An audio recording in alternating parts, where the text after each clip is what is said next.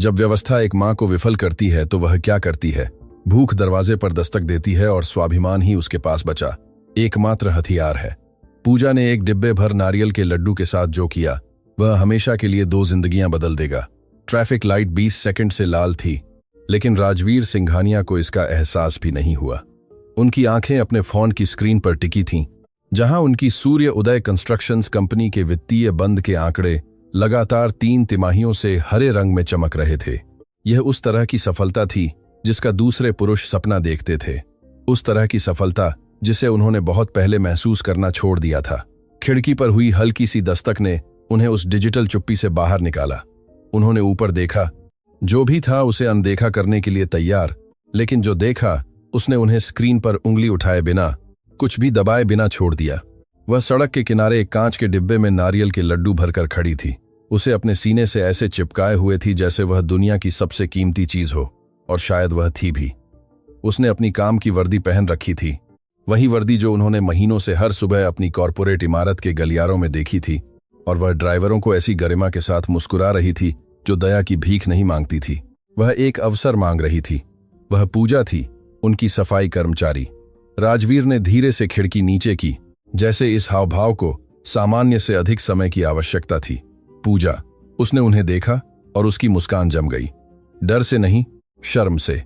उस तरह की शर्म जो केवल अच्छे लोग तब महसूस करते हैं जब उन्हें कुछ ऐसा करते हुए पकड़ा जाता है जिसे दुनिया गलत समझ सकती है। श्रीमान सिंघानिया। उसकी आवाज नहीं कांपी, लेकिन उसके हाथों ने डिब्बे को थोड़ा और कसकर पकड़ा। ये नारियल के लड्डू हैं, मैं इन्हें खुद बनाती हूं। अगर आपको इसमें दिलचस्पी नहीं है तो कोई बात नहीं। वह अनुमति नहीं मांग रही थी, वह उन्हें सूचित कर रही थी, और इस अंतर में कुछ ऐसा था जिसने राजवीर को सीधे सीने में चोट पहुंचाई। ट्रैफिक लाइट हरी हो गई, पीछे की गाड़ियां हॉर्न बजाने लगीं। राजवीर नहीं हिले। कितने के हैं? पूजा ने आश्चर्य से पलकें झपकाईं। पूरा डिब्बा, 20, 6 लड्डू। उन्होंने एक नोट निकाला, उसे खिड़की से बाहर बढ़ाया। उसने उसे ठीक उसी तरह 2 हाथों से दिया जिस तरह उसके स्वाभिमान ने उसे इस्तेमाल करने की मांग की थी। गाड़ियां अभी भी हॉर्न बजा रही थीं।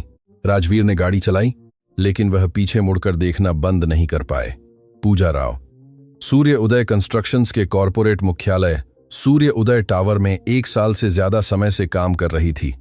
वह किसी भी अन्य कर्मचारी से पहले आती थी और तब जाती थी जब ज्यादातर लोग पहले से ही घर पर रात का खाना खा रहे या आराम कर रहे होते थे।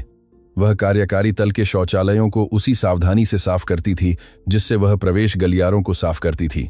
वह उन जगहों के बीच कोई अंतर नहीं करती थी जिन्हें दूसरे देखते थे और जिन्हें कोई नहीं देखता था। कंपनी में कोई भी उसके बारे में ज्यादा नहीं जानता था।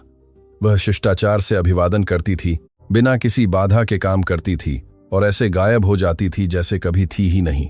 वह ठीक उसी तरह की व्यक्ति थी जिसे एक तेज तर्रार दुनिया देखना नहीं सीखती, लेकिन अगर किसी ने उसे सच में देखने का समय निकाला होता तो उन्होंने वही देखा होता जो राजवीर ने उस दोपहर अपने रियर व्यू मिरर से देखना शुरू किया था। एक महिला जो अपने कंधों के लिए कुछ बहुत भारी उठा रही थी और फिर भी झुकती नहीं थी। कंपनी में कोई नहीं जानता था, जो पूजा ने किसी को नहीं बताया था, क्योंकि स्वाभिमान कभी कभी एकमात्र कवच होता है जो आपके पास बचता है। वह यह था कि उसके बेटे अर्जुन को रीढ़ की हड्डी की सर्जरी के लिए हफ्तों से प्रतीक्षा सूची में रखा गया था। एक हस्तक्षेप जो वैकल्पिक नहीं था, जो उन परिणामों के बिना बहुत आगे नहीं बढ़ाया जा सकता था जिन्हें डॉक्टर उसी ठंडे लहजे में सुनाते थे जिसका उपयोग मौसम की बात करने के लिए किया जाता है। काम का स्वास्थ्य बीमा मूल बातें कवर करता था, सर्जरी मूल बातें नहीं थी। पूजा ने बस में वापसी करते समय अपने छोटे से अपार्टमेंट की रसोई में जब अर्जुन सो रहा था, इमारत के गलियारों में जब फर्श अभी भी साफ महक रहा था, दर्जनों बार गणना की थी। संख्याएं हमेशा वही आती थीं, असंभव, जब तक उसे अपनी दादी माँ की रेसिपी याद नहीं आई। नारियल के लड्डू, इमली की गोलियां, घर का बना बेसन के लड्डू। वह उन्हें बनाते, पड़ोस के मेले में बेचते, हर पैकेट के रुपयों से एक धातु का डिब्बा भरते हुए देखकर बड़ी हुई थी। उसकी दादी माँ हमेशा कहती थीं कि गरिमा भीख में नहीं मिलती, कमाई जाती है। तो पूजा ने लड्डू बनाना शुरू कर दिया। हर रात काम से लौटने के बाद अपने पैरों में दर्द और पीठ में तनाव के साथ वह चूल्हा जलाती, गुड़ पिघलाती और उन्हें भूरे कागज पर सूखने के लिए रखती थी। अगले दिन वह उन्हें अपने कांच के डिब्बे में भरती थी, वही डिब्बा जो उसकी दादी माँ ने इस्तेमाल किया था। और जैसे ही उसका शिफ्ट खत्म होता, वह मुख्य एवेन्यू के ट्रैफिक लाइट पर खड़ी हो जाती, उस इमारत से 2 ब्लॉक दूर, जहां वह कंपनी के सबसे शक्तिशाली आदमी के फर्श साफ करती थी। उसने कभी भी अपनी 2 दुनियाओं को एक साथ नहीं आने दिया था। उस दोपहर तक राजवीर बिना लाइट जलाए अपने अपार्टमेंट में दाखिल हुए। उन्होंने लड्डू का डिब्बा किचन के द्वीप पर रखा और अपने लिए पानी डाला। उन्होंने धीरे धीरे पानी पिया। कांच को बिना देखे वह ट्रैफिक लाइट पर खड़ी पूजा की तस्वीर अपने दिमाग से नहीं निकाल पा रहे थे। इसलिए नहीं कि उन्हें यह अजीब लगा कि किसी व्यक्ति को पैसे की जरूरत है। उन्होंने वर्षों से करोड़ों के अनुबंधों पर हस्ताक्षर किए थे और वह अच्छी तरह जानते थे कि दुनिया उन लोगों से भरी है जिनके पास अपनी जरूरत से ज्यादा है। वह कुछ और नहीं निकाल पा रहे थे। यह वह तरीका था जिससे उसने उस डिब्बे को दोनों हाथों से सीधा पकड़े रखा था। वहां होने के लिए माफी नहीं मांग रही थी। उन्होंने आखिरी बार कब कुछ ऐसा ही पकड़ा था? राजवीर सिंघानिया के पास वह सब कुछ था जिसे सफलता परिभाषित करती है। एक कंपनी जो 4 राज्यों में अस्पताल, शॉपिंग मॉल और आवासीय परिसर बनाती थी। शहर के ऊपर 22वीं मंजिल पर स्थित एक अपार्टमेंट। एक ऐसा नाम जो दरवाजे खटखटाने से पहले ही खोल देता था। और फिर भी उनकी जिंदगी में कुछ ऐसा था जो महीनों से खोखला महसूस हो रहा था, जैसे एक सही अग्रभाग वाली इमारत लेकिन अंदर से अधूरी। उनके पिता प्रताप सिंघानिया, जिन्होंने एक पड़ोस की हार्डवेयर दुकान से शुरुआत की थी और अपने उपनाम को ईमानदारी के काम का पर्याय बना दिया था, ने मरने से कुछ समय पहले उन्हें कुछ कहा था जिसे राजवीर ने कहीं ऐसी जगह दर्ज कर लिया था जहां वह अक्सर नहीं जाते थे। बेटा, जो पैसा तुम्हें बिना लागत के मिलता है वह तुम्हें कुछ नहीं सिखाता। आसानी से मिलने वाली सफलताओं से सावधान रहो। उस समय उन्होंने इसे बूढ़े व्यक्ति की पुरानी यादों के रूप में व्याख्या किया था। अब 42 साल की उम्र में और उनकी इतालवी संगमरमर की रसोई पर नारियल के लड्डू का एक डिब्बा रखा हुआ, उन्हें संदेह होने लगा था कि उनके पिता उतने ही समझदार थे जितना उन्होंने कभी मानना नहीं चाहा था। अगले दिन राजवीर अपने सामान्य समय से 40 मिनट पहले इमारत पहुंचे। यह ऐसा कुछ नहीं था जो वह सामान्य रूप से करते थे। उनके सहायक रोहित, एक कुशल युवा जो उनकी जिंदगी को स्विस घड़ी की सटीकता से व्यवस्थित करता था, हमेशा हैरान होता था जब सीईओ 9 बजे से पहले दिखाई देते थे। उस सुबह राजवीर सीधे कार्मिक प्रशासन क्षेत्र में गए, अपनी कार्यालय में नहीं। शुभ प्रभात, उन्होंने छोटी सी कार्यालय की दहलीज से कहा, जहां नेहा शर्मा, मानव संसाधन प्रमुख, पहले से ही अपने कीबोर्ड के बगल में भाप वाली कॉफी के साथ ईमेल देख रही थी। मुझे पूजा राव की फाइल चाहिए, रखरखाव अनुभाग की। नेहा ने आश्चर्य से देखा। 1 साल में उन्होंने कभी श्री सिंघानिया को सफाई टीम के किसी सदस्य का नाम लेकर पूछते हुए नहीं सुना था। कुछ गलत है श्रीमान सिंघानिया? नहीं, बस जानकारी। फाइल संक्षिप्त थी। 1 साल और 3 महीने की सेवा, बिना किसी अनुपस्थिति, बिना किसी देरी, बिना किसी शिकायत के। विभाग में उच्चतम स्कोर के साथ प्रदर्शन मूल्यांकन। पिछली पर्यवेक्षक कुसुम देवी द्वारा किनारे पर एक नोट जिसमें लिखा था, असाधारण कर्मचारी, पहले आती है और बाद में जाती है। उसके बिना यह इमारत उतनी चमकती नहीं जितनी चमकती है। राजवीर ने उस पंक्ति को 2 बार पढ़ा। फिर उन्होंने वह देखा जिसकी उन्हें उम्मीद थी, वेतन स्तर, और उनके अंदर कुछ कस गया। यह न्यूनतम वेतन था, एक छोटे से समय पर आने के बोनस के साथ, जिसे उन्होंने 12 महीनों में एक बार भी नहीं गंवाया था। उन्होंने फोल्डर बंद किया, उसे नेहा को बिना कुछ कहे वापस कर दिया और इस एहसास के साथ अपने कार्यालय गए कि कुछ महत्वपूर्ण होना शुरू हो गया था, भले ही वह अभी तक नहीं जानते थे कि किस दिशा में।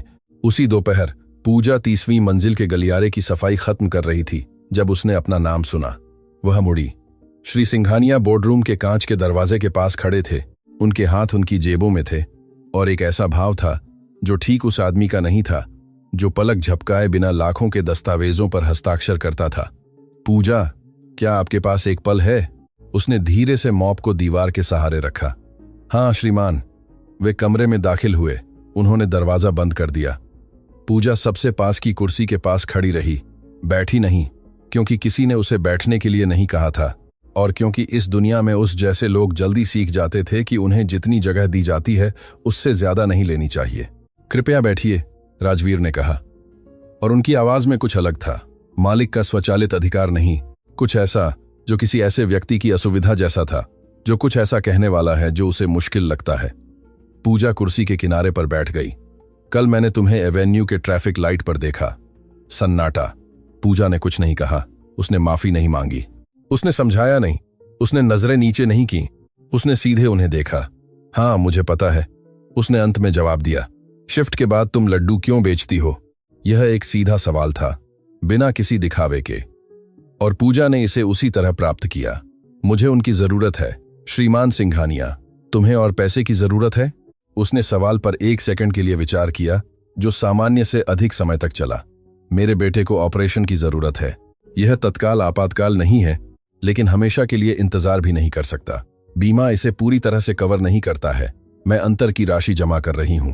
राजवीर उसे उसी भाव से देख रहे थे जो स्थिति को नियंत्रित करने के आदि पुरुष तब धारण करते हैं जब कुछ उनके हाथों से निकल जाता है।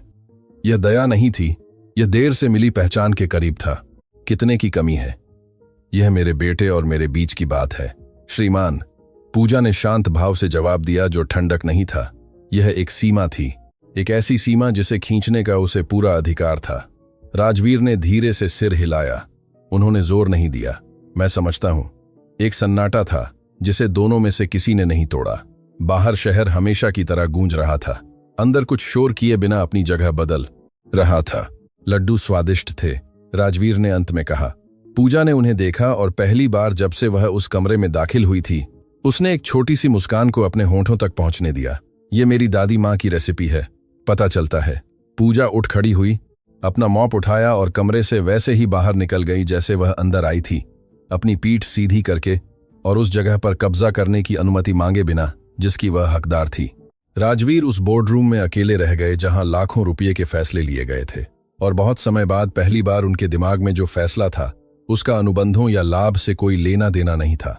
इसका संबंध यह सवाल पूछने से था कि वह किस तरह का आदमी था जिसने कल तक वह नहीं देखा था, जो उसके अपने दरवाजे से 2 कदम दूर हो रहा था। गरिमा भीख में नहीं मिलती, कमाई जाती है, और पूजा यह किसी से बेहतर जानती थी।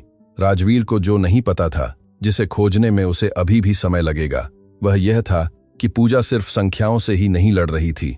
अर्जुन, उसका बेटा, 12 साल का था और उसकी मुस्कान एक कमरे को रोशन कर सकती थी। उसे एक ऐसा निदान भी था जो बिना किसी चेतावनी के आया था। जब पीठ का लगातार दर्द 3 एक्स-रे, 2 MRI और एक डॉक्टर के साथ बातचीत में बदल गया, जिसने अपने शब्दों को बहुत सावधानी से चुना था। गंभीर प्रगतिशील स्कोलियोसिस, सर्जिकल संकेत के साथ। पूजा ने ये शब्द अर्जुन के बगल में बैठे उसका हाथ पकड़े हुए सुने थे, और उसने वही किया जो बच्चे के सामने टूट न सकने वाली माएं करती हैं। उसने सांस ली, सिर हिलाया और पूछा कि अगले कदम क्या है। जब वे क्लिनिक से बाहर निकले तो अर्जुन ने उन आंखों से उसे देखा जिनमें अभी भी कुछ बचपन था, और उसने कहा, माँ, मुझे कुछ नहीं होगा। और पूजा उस पल में जानती थी कि उसका बेटा उसे दिलासा दे रहा था कि वह डॉक्टर ने जो कहा था उसे पूरी तरह से समझ गया था, कि वह खुद के लिए नहीं बल्कि उसके लिए बहादुर बन रहा था ताकि वह खड़ी रह सके। वह अर्जुन था, 12 साल का, और वह पहले ही अपनी मां को अपने डर से बचा रहा था। उस रात जब वह सो गया तो पूजा ने रसोई में कई मिनट तक रोया, नल खुला छोड़कर, ताकि पानी की आवाज उसके रोने की आवाज को छिपा दे। फिर उसने अपना चेहरा धोया, चाय बनाई, अपनी हिसाब की कॉपी निकाली और गणना करना शुरू कर दिया। ठप्प पड़ने की कोई गुंजाइश नहीं थी। अर्जुन को ऑपरेशन की जरूरत थी, बाकी केवल कैसे को हल करना था।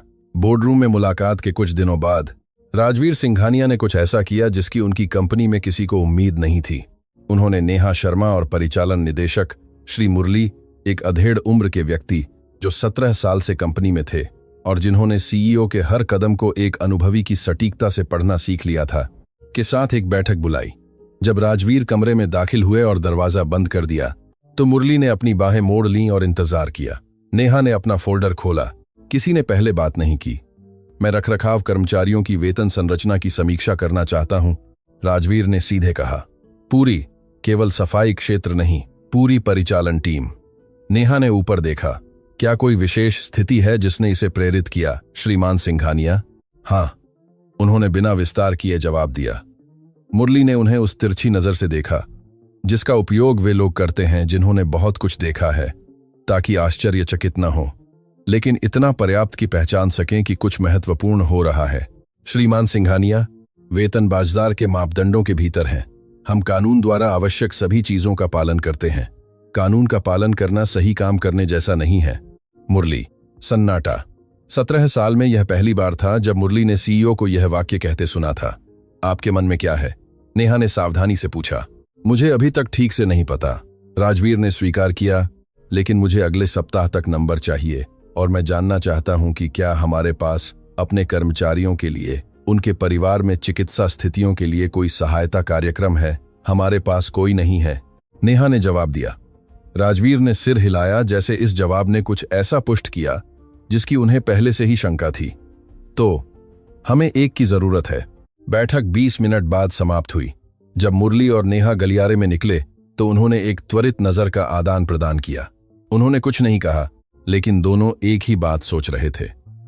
श्री सिंघानिया में कुछ बदल गया था और किसी को अभी तक नहीं पता था कि यह अच्छा था या यह सब कुछ जटिल करने वाला था। उसी दोपहर इमारत से बाहर निकलते हुए राजवीर ने पार्किंग स्थल की ओर लंबा रास्ता लिया। ट्रैफिक लाइट लाल थी। पूजा वहां अपने डिब्बे के साथ खड़ी थी। इस बार जब उन्होंने खिड़की नीचे की तो उसने उन्हें बिना किसी आश्चर्य के देखा, लगभग जैसे वह उनका इंतजार कर रही थी। एक और डिब्बा, श्रीमान सिंघानिया। 2, उन्होंने जवाब दिया। उसने हमेशा की तरह उसी शांति से उन्हें दोनों डिब्बे सौंप दिए। उन्होंने उसे पैसे दिए। उसने उन्हें दोनों हाथों से ले लिया, लेकिन ट्रैफिक लाइट बदलने से पहले राजवीर ने कुछ ऐसा कहा जिसकी पूजा को उम्मीद नहीं थी। क्या तुम इन्हें इमारत में कर्मचारियों के बीच भी बेचती हो? पूजा ने उन्हें देखा। उसने गणना की। नहीं, मैंने कभी नहीं किया। क्यों नहीं? क्योंकि मुझे नहीं पता कि इसकी अनुमति है या नहीं। राजवीर ने सीधे उसकी आंखों में देखा। इसकी अनुमति है। ट्रैफिक लाइट बदल गई। गाड़ी चली। पूजा फुटपाथ पर अपने खाली डिब्बे के साथ और अपने सीने में कुछ नया लिए खड़ी थी, जिसका उसे अभी तक नाम नहीं पता था। यह उम्मीद नहीं थी। उसके लिए अभी बहुत जल्दी था। यह कुछ छोटा, ज्यादा नाजुक था, जैसे जब कोई दरवाजा जो लंबे समय से बंद था बस 1 सेंटीमीटर हिलता है और दूसरी तरफ से रोशनी की एक किरण अंदर आती है। यह देखने के लिए पर्याप्त है कि दूसरी तरफ कुछ है। अभी तक यह जानने के लिए पर्याप्त नहीं है कि क्या है। सूर्य उदय टावर 30 मंजिला कांच और स्टील का था, जिसमें 142 कर्मचारी पंजीकृत थे और लॉबी में एक कैफे था जो ऐसी कीमतों पर कॉफी बेचता था जिसे रखरखाव क्षेत्र का कोई भी कर्मचारी अक्सर बर्दाश्त नहीं कर सकता था। यह पूजा पहले दिन से जानती थी। वह जो नहीं जानती थी वह यह था कि अगले दिन सुबह क्या होगा जब राजवीर ने उसे वे 2 शब्द कहे, इसकी अनुमति है। वह हमेशा की तरह अपनी पीठ पर कपड़े के बैग में लिपटे लड्डू के डिब्बे के साथ अपनी शिफ्ट पर पहुंची। उसकी दिनचर्या में कुछ भी नहीं बदला था। वही समय, वही बस, वही सेवा प्रवेश द्वार, लेकिन हवा में कुछ अलग महसूस हो रहा था, जैसे जब बारिश से पहले आसमान का रंग बदलता है और आपको अभी तक नहीं पता होता कि यह तूफान होगा या राहत। उसने दूसरी मंजिल के शौचालयों से शुरुआत की, फिर तीसरी मंजिल के गलियारे। जब वह चौथी मंजिल पर पहुंची, जहां डिजाइन टीम के कार्यालय थे, तो एक युवा वास्तुकार, अनन्या, जो हमेशा उसे सच्ची शालीनता से बधाई देती थी, ने उसे अपनी ट्रॉली के साथ प्रवेश करते देखा और हाथ उठाया। पूजा, क्या तुम अभी भी वो नारियल के लड्डू ला रही हो? किसी ने मुझे बताया था कि तुम उन्हें बेचती हो और मैं उन्हें कई दिनों से आजमाना चाह रही हूं। पूजा रुकी, डिब्बे को धीरे से बैग से निकाला। हाँ, 20 का डिब्बा। अनन्या के हाथ में पहले से ही नोट था। उसकी शिफ्ट खत्म होने से पहले उसने 4 डिब्बे बेच दिए थे। अगले दिन 6, 1 हफ्ते बाद लोग गलियारों में उसका इंतजार कर रहे थे। पूजा ने जो नहीं देखा, क्योंकि वह नीचे के तल पर काम कर रही थी, वह वही था जो उसी दिन 30वीं मंजिल पर हुआ। राजवीर सुबह 8 बजे अपने कार्यालय पहुंचे, एक ऐसी समयबद्धता के साथ जिसने हाल ही में उनके सहायक रोहित को आश्चर्यचकित कर दिया था, क्योंकि पहले वाले श्री सिंघानिया बैठकों और कॉलों के बीच आते थे। हमेशा उनका दिमाग कहीं और होता था। यह राजवीर आते थे और बैठते थे और सोचते थे। उस सुबह उनके डेस्क पर नेहा से मांगी गई रिपोर्ट थी। परिचालन कर्मचारियों की पूरी वेतन संरचना, 43 लोग, चौकीदार, सफाई कर्मचारी, आंतरिक संदेशवाहक, रखरखाव, तकनीशियन। 43 नाम, 43 संख्याओं के साथ जिन्हें राजवीर ने एक एक करके चुपचाप पढ़ा, बिना किसी रुकावट के। जब वह समाप्त हुए तो उन्होंने फोल्डर बंद किया और खिड़की से बाहर देखने लगे। शहर उनके नीचे एक अनजाने निर्णयों के नक्शे की तरह फैला हुआ था। कांच के टावर उन हाथों से बनाए गए थे जिन्होंने कभी उनके लॉबी में पैर नहीं रखा था। उन मजदूरों द्वारा प्रशस्त सड़कें जिनके पास कार नहीं थी, उन वास्तुकारों द्वारा डिजाइन की गई इमारतें जो कभी उनमें नहीं रहेंगे। रोहित ने दरवाजे पर दस्तक दी। श्रीमान सिंघानिया, 9 बजे साझेदारों के साथ आपकी बैठक है। रोहित ने पलकें झपकाईं। मैं इसे रद्द कर दूं या पुनर्निर्धारित करूं? पुनर्निर्धारित करो और नेहा को बताओ कि वह 10 मिनट में आए। जब नेहा अंदर आई तो उसने राजवीर को खिड़की के सामने फोल्डर हाथ में लिए खड़े पाया और एक ऐसा भाव था जो उसने उनके साथ अपने वर्षों के काम में पहले कभी नहीं देखा था। यह किसी ऐसे व्यक्ति का चेहरा नहीं था जो निर्देश देने वाला हो। यह किसी ऐसे व्यक्ति का चेहरा था जिसने अभी अभी एक ऐसा फैसला लिया था जिसके बारे में वह जानता था कि उसे कुछ खर्च करना पड़ेगा। नेहा, मैं सभी परिचालन कर्मचारियों के लिए चरणबद्ध वृद्धि लागू करना चाहता हूं। सबसे निचले स्तर से शुरू करके मैं चाहता हूं कि परियोजना महीने के अंत से पहले तैयार हो जाए। नेहा ने अपनी नोटबुक खोली। कितने की बात कर रहे हैं? एक वास्तविक वृद्धि, न कि सिर्फ दिखावा, ताकि लोग इसे महसूस करें। श्रीमान सिंघानिया, इससे तिमाही के परिचालन मार्जिन पर असर पड़ेगा। साझेदार पूछेंगे। पूछने दो, मैं जवाब दूंगा। नेहा ने उन्हें सामान्य से 1 सेकंड ज्यादा देखा। वह एक ऐसी महिला थी जो वर्षों से पलक झपकाए बिना कॉरपोरेट निर्णयों को संसाधित कर रही थी, लेकिन यह अलग था। यह वित्तीय क्षेत्र से नहीं आ रहा था और न ही लाभप्रदता के अनुमान से। यह कहीं ज्यादा अंदर से आ रहा था। क्या मैं पूछ सकती हूं कि इस बदलाव का कारण क्या है? उसने सावधानी से कहा। राजवीर ने उसे देखा। नारियल के लड्डू का एक डिब्बा। उन्होंने जवाब दिया और कुछ और नहीं समझाया। उस रात पूजा अपने अपार्टमेंट में थके हुए पैरों और हमेशा की तरह हल्के बैग के साथ पहुंची। उसने दोपहर 4 बजे से पहले दिन के सभी लड्डू बेच दिए थे। उसने रसोई की मेज पर पैसे गिने, उसी गंभीरता से जैसे एक वास्तुकार अपने ब्लूप्रिंट की समीक्षा करता है। हर रुपया अपनी जगह पर, हर संख्या नोटबुक में दर्ज। अर्जुन उसके सामने बैठा होमवर्क कर रहा था। लैंप उसके नोटबुक की ओर झुका हुआ था क्योंकि छत का बल्ब कई दिनों से खराब था और उसे बदलना उन खर्चों में से एक था जो हमेशा जरूरी खर्चों के पीछे आते थे। आज तुम्हारा दिन कैसा रहा? उसने बिना ऊपर देखे पूछा। अच्छा, मैंने सब कुछ बेच दिया। सब कुछ? अर्जुन ने ऊपर देखा और मुस्कुराया। यह उसके पिता की मुस्कान थी। पूजा ने कई बार सोचा था लेकिन कभी नहीं कहा था। चौड़ी, बिना किसी रोक टोक के, ऐसी जो यह नहीं सोचती कि वह कितनी जगह घेर रही है, हमें कितनी कमी है। उसने पूछा। पूजा हिचकिचाई। अर्जुन ने महीनों से वह संख्या नहीं पूछी थी। शुरुआत में वह अक्सर पूछता था, बच्चों की उस चिंता के साथ जो अपनी मां पर बोझ बनने के लिए दोषी महसूस करते हैं। फिर उसने पूछना छोड़ दिया था और पूजा को कभी नहीं पता चला कि यह इसलिए था क्योंकि उसने भरोसा करना सीख लिया था या इसलिए क्योंकि उसने उम्मीद न करना सीख लिया था। अभी भी कमी है, पूजा ने ईमानदारी से कहा, लेकिन अब उतनी ज्यादा नहीं है। अर्जुन ने सिर हिलाया, अपने नोटबुक की ओर वापस लौटा। मां, क्या जब कुछ भी नहीं बचेगा तो क्या तुम लड्डू बेचना बंद कर दोगी? पूजा ने उसे देखा। मुझे अभी तक नहीं पता। मुझे लगता है कि तुम्हें नहीं करना चाहिए। अर्जुन ने अपनी उस गंभीरता से कहा जो कभी कभी उसे भ्रमित करती थी। दादी माँ हमेशा कहती थी कि जो काम तुम अपने हाथों से करते हो वह तुम्हें हर चीज से एक अलग तरीके से संबंधित होता है कि कोई तुमसे वह छीन नहीं सकता। पूजा ने पेंसिल नोटबुक पर रखी। वह 12 साल का था। 12 साल का, और वह अपनी परदादी को ऐसी सटीकता से उद्धृत करता था जो उसके आसपास का कोई भी वयस्क हासिल नहीं कर पाता। तुम्हारी दादी माँ ने तुमसे यह कब कहा? पूजा ने पूछा, यह जानते हुए कि वह कभी उनसे नहीं मिला था। तुमने मुझे बताया था। अर्जुन ने बिना ऊपर देखे जवाब दिया। जिस रात तुमने लड्डू बनाना शुरू किया था, तुमने कहा था कि यह उन्होंने तुम्हें सिखाया था। पूजा ने कुछ नहीं कहा। वह उठी, रसोई में गई और एक बर्तन में पानी भरा। इसलिए नहीं कि उसे उस समय खाना बनाना था, बल्कि इसलिए कि कभी कभी उसे अपने बेटे के सामने न रोने के लिए अपने हाथों से कुछ करना पड़ता था। इमारत में कुछ दिनों बाद जो हुआ वह पूजा ने कभी अनुमान नहीं लगाया होगा। नेहा शर्मा ने उसे सुबह सबसे पहले अपने कार्यालय बुलाया। पूजा अपनी ट्रॉली को गलियारे में रोके हुए पहुंची। यह सोच रही थी कि क्या उसने कुछ गलत किया है, क्या किसी ने लड्डू के बारे में शिकायत की है, क्या उसने अनजाने में कोई सीमा पार कर दी है। नेहा ने उसे हाथ में एक फाइल के साथ खड़े होकर प्राप्त किया और एक ऐसा भाव था जिसे पढ़ना मुश्किल था। बैठ जाओ पूजा। वह हमेशा की तरह कुर्सी के किनारे पर बैठ गई। अगले वेतन अवधि से आपके वेतन में समायोजन होगा।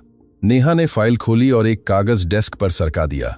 यह एक वास्तविक वृद्धि है, मुद्रास्फीति का समायोजन नहीं। यह आप पर और इमारत के सभी परिचालन कर्मचारियों पर लागू होता है।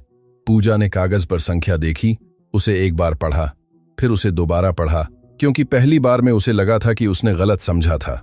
उसने गलत नहीं समझा था। क्यों? उसने पूछा। यह एकमात्र शब्द था जो उसे मिला। महानिदेशक का निर्णय, नेहा ने व्यावसायिक तटस्थता के साथ जवाब दिया, लेकिन उसकी आंखों में कुछ ऐसा था जो उसके शब्दों से ज्यादा कह रहा था। श्रीमान सिंघानिया जानते हैं कि मैं। नेहा ने पूजा को धीरे से रोका। मुझे बस यह जानने की जरूरत है कि क्या आप नई शर्तों को स्वीकार करती हैं? पूजा ने कागज को फिर से देखा। उसका एक हिस्सा ज्यादा पूछना चाहता था, यह समझना चाहता था कि क्यों, यह जानना चाहता था कि क्या इसके पीछे कुछ था, क्या उसे कुछ ऐसा चुकाना पड़ेगा जो उसे अभी तक नहीं दिख रहा था, क्योंकि जीवन ने उसे क्रूर धैर्य के साथ सिखाया था कि अच्छी चीजें जो बिना किसी चेतावनी के आती हैं, लगभग हमेशा एक छोटा सा प्रिंट लेकर आती हैं, जिसे कोई तब तक नहीं पढ़ता जब तक बहुत देर न हो जाए। लेकिन उसका दूसरा हिस्सा, छोटा, ज्यादा थका हुआ, ज्यादा ईमानदार, बस स्वीकार करना चाहता था। मैं स्वीकार करती हूं, उसने कहा।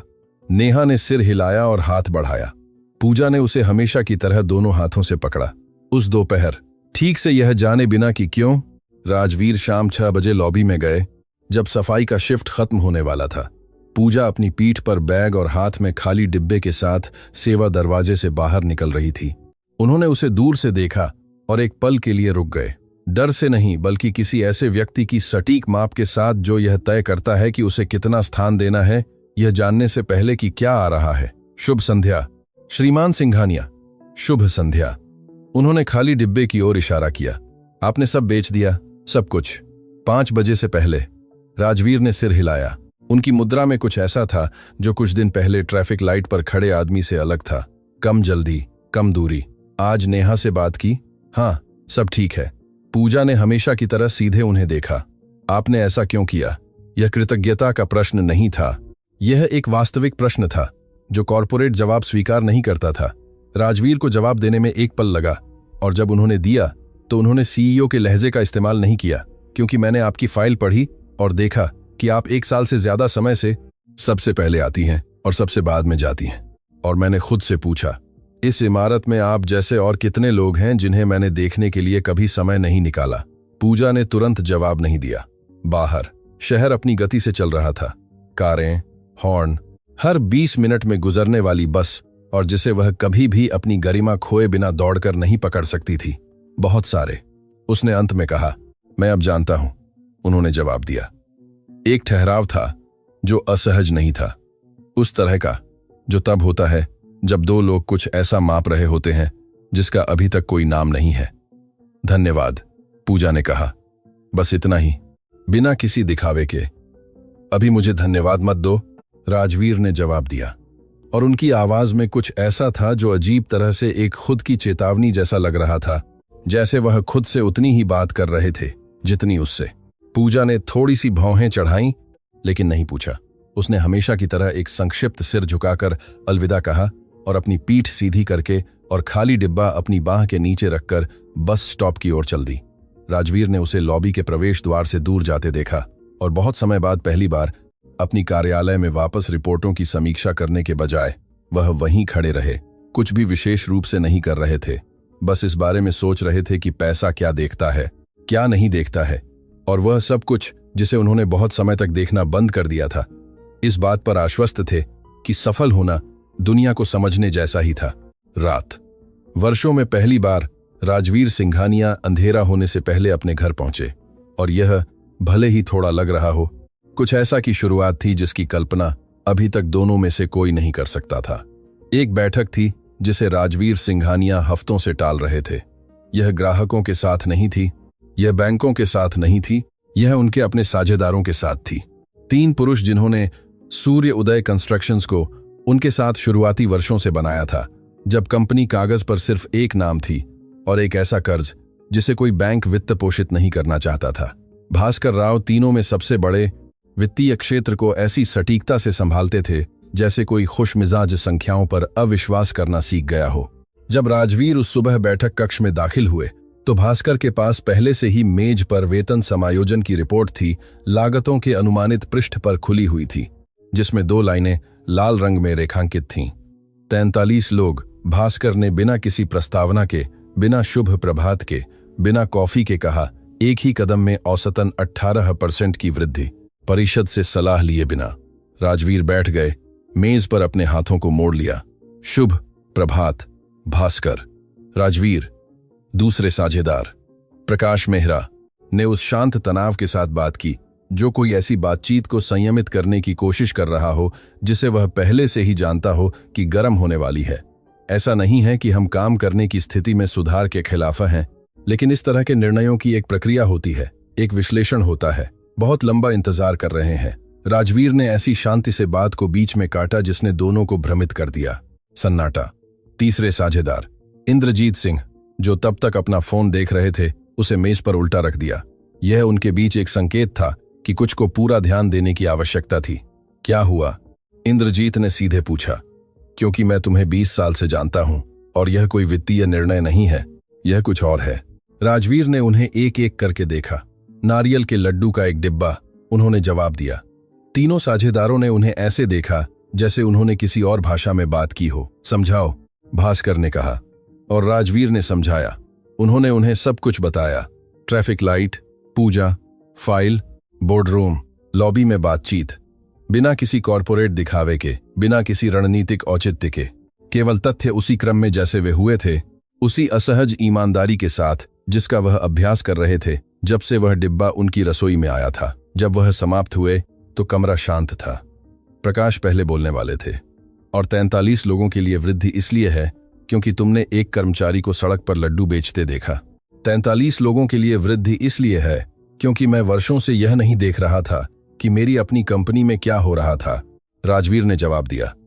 और यह एक गलती है जिसे मुझे सुधारना है। भास्कर ने रिपोर्ट बंद कर दी। इससे तिमाही के मार्जिन पर असर पड़ेगा। मैं जानता हूं, निवेशक पूछेंगे। मैं यह भी जानता हूं। और तुम उन्हें क्या कहोगे? राजवीर ने संकोच नहीं किया।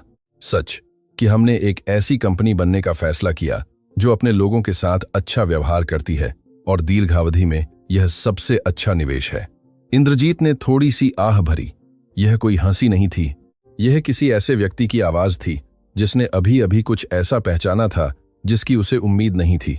15 साल पहले इंद्रजीत ने धीरे से कहा, जब हमने यह शुरू किया था तो तुम ही थे जो हमें ठीक यही बात कहते थे कि कंपनी अलग होनी चाहिए, कि हम अपने लोगों की किसी और से बेहतर देखभाल करेंगे। राजवीर ने जवाब नहीं दिया। बीच में क्या हुआ? इंद्रजीत ने पूछा। और सवाल में कोई निर्णय नहीं था, केवल एक ईमानदारी जो 2 दशकों के परिचय से आ रही थी। सफलता हुई, राजवीर ने धीमी आवाज में जवाब दिया। और मैं भटक गया। पूजा को उस बैठक के बारे में कुछ नहीं पता था। उसी दिन वह 16वीं मंजिल पर दक्षिण गलियारे की खिड़कियों की सफाई कर रही थी जब उसके एप्रन की जेब में उसका फोन कंपन हुआ। यह एक ऐसा नंबर था जो उसके पास सहेजा हुआ नहीं था। उसने उसे कंपन करने दिया। उसका एक नियम था, शिफ्ट के दौरान फोन आपात स्थितियों के लिए था, बाकी सब इंतजार कर सकता था। जब उसने मंजिल पूरी कर ली और दोपहर के भोजन के लिए आराम क्षेत्र में गई तो उसने संदेश सुना। यह क्लिनिक से था। अर्जुन की सर्जरी के लिए ऑपरेशन थिएटर में जगह उपलब्ध थी। अंतिम समय में रद्दीकरण। उनके पास पुष्टि करने और शेष राशि का भुगतान करने के लिए 48 घंटे थे। 48 घंटे। पूजा आराम क्षेत्र की बेंच पर बैठी रही, फोन हाथ में था और दोपहर के भोजन का डिब्बा उसके सामने खुला हुआ था। वह नहीं रोई, वह अचानक नहीं उठी। वह लगभग एक पूरे मिनट तक पूरी तरह से शांत रही, जैसा कि लोग तब करते हैं जब कोई खबर शरीर के लिए बहुत बड़ी होती है और मन को सहमत होने के लिए एक पल की जरूरत होती है। उसने अपनी नोटबुक खोली, उस पृष्ठ को ढूंढा जहां वह हिसाब रखती थी। उसने जो बचा रखा था, लड्डू से जो इकट्ठा किया था, नए वेतन का पहला भुगतान जो अभी तक नहीं आया था, सब जोड़ा। कमी थी, ज्यादा नहीं, लेकिन कमी थी। उसने नोटबुक बंद कर दी, फोन रख दिया, दोपहर के भोजन का डिब्बा खोला और चुपचाप खाया, अपनी उस अनुशासन के साथ जो ठंडक नहीं थी बल्कि एक ऐसी महिला का कवच थी जिसने सीखा था कि गलत समय पर टूटने से किसी के लिए कुछ भी हल नहीं होता। उसके पास 48 घंटे थे और जब तक समय था, संभावना थी। किसी को भी यह उम्मीद नहीं थी कि उस दोपहर इमारत में क्या होगा। अनन्या, 4थी मंजिल की वास्तुकार, जो पूजा की पहली आंतरिक ग्राहक थी, एक कॉफी लेने के लिए आराम क्षेत्र से गुजरी और उसे वहां अकेले पाया। मेज पर बंद नोटबुक और एक ऐसा भाव था जिसे अनन्या ने तुरंत पहचान लिया, क्योंकि यह वही था जो उसने अपनी मां में वर्षों पहले देखा था। किसी ऐसे व्यक्ति का चेहरा जो अगणनीय की गणना कर रहा हो। क्या तुम ठीक हो? उसने पूछा। पूजा ने ऊपर देखा। हाँ, यह उसका हमेशा का जवाब था। तेज, साफ, बिना किसी स्पष्ट दरार के। लेकिन अनन्या फिर भी बैठ गई। पूजा, क्या मैं तुमसे कुछ व्यक्तिगत पूछ सकती हूँ? पूछ सकती हो। जो लड्डू तुम बेचती हो, क्या वह किसी खास चीज के लिए है? किसी ने मुझे तुम्हारे बेटे के बारे में कुछ बताया था, लेकिन मुझे नहीं पता कि यह सच है या नहीं, और मैं वहां नहीं पढ़ना चाहती जहां मुझे नहीं पढ़ना चाहिए। पूजा ने उसे देखा। उसने गणना की, जैसे वह हमेशा बोलने से पहले गणना करती थी। अनन्या युवा, मिलनसार थी, और उसका चेहरा ऐसा नहीं था कि वह बाद में बताने के लिए पूछ रही हो, लेकिन यह हमेशा पर्याप्त गारंटी नहीं थी। मेरे बेटे को सर्जरी की जरूरत है, उसने अंत में उस शब्दों की कमी के साथ कहा जिसका वह उपयोग करती थी जब कुछ उसे बहुत ज्यादा मायने रखता था, ताकि उसे दिखावे से घेरा न जाए। मैं शेष राशि जमा कर रही हूं जिसे बीमा कवर नहीं करता। तुम्हें कितनी कमी है? यह नहीं है। मैं तुम्हें पैसे उधार नहीं दूंगी और न ही तुम्हें दया दिखाऊंगी।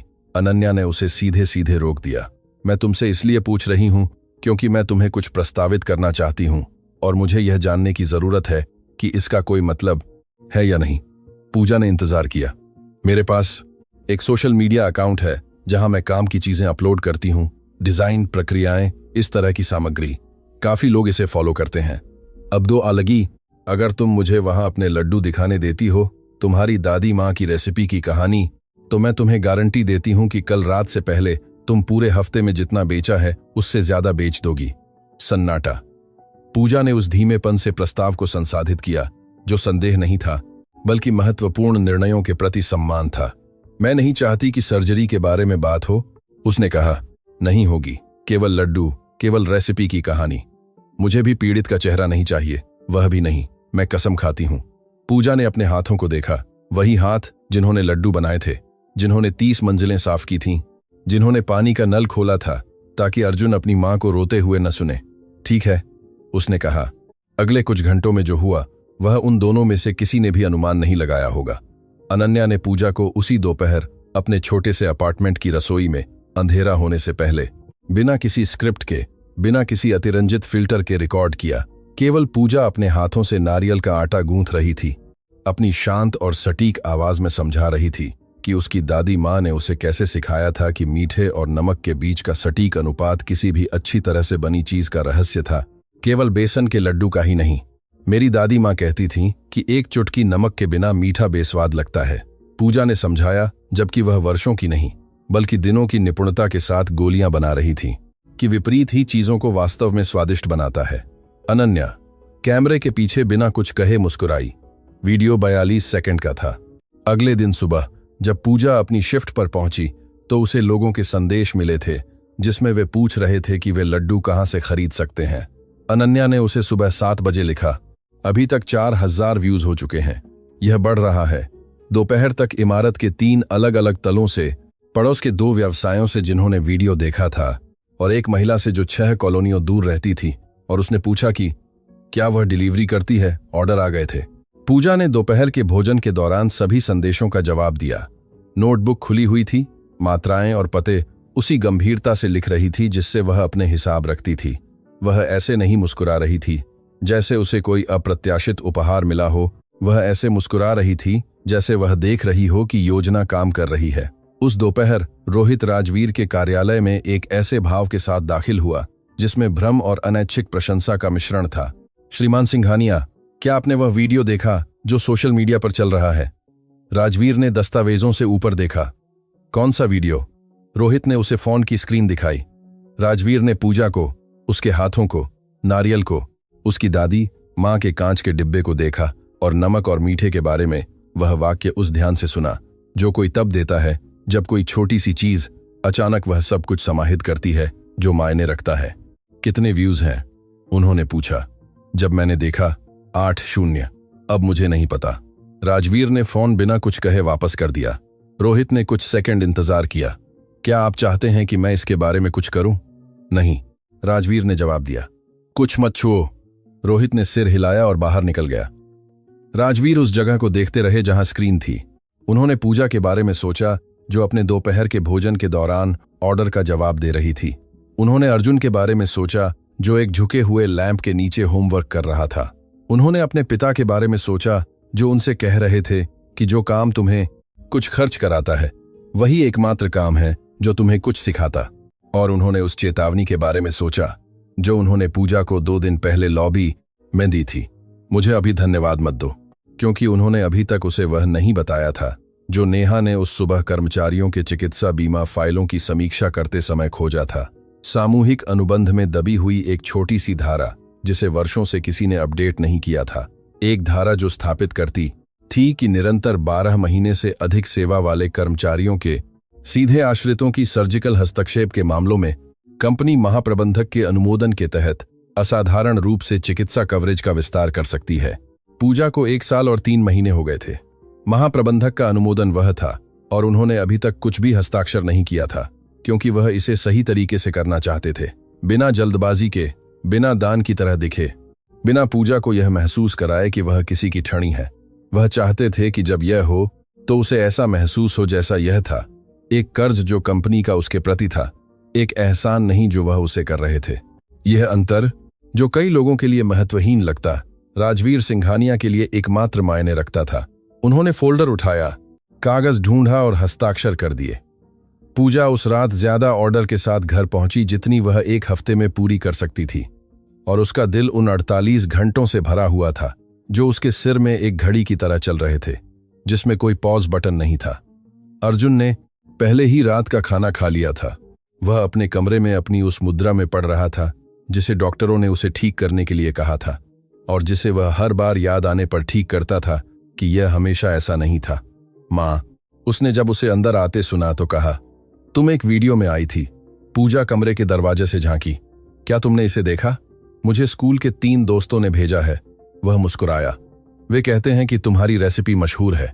पूजा अंदर आई, उसकी बिस्तर के किनारे पर बैठ गई और एक पल के लिए केवल उसे देखा। 12 साल, रीढ़ की हड्डी जिसे ज्यादा बोझ नहीं उठाना चाहिए था, सर्जरी जो ज्यादा इंतजार नहीं कर सकती थी, और वह मुस्कान जो उस आदमी की मुस्कान जैसी थी जिसे उसने प्यार किया था और जो अब नहीं था।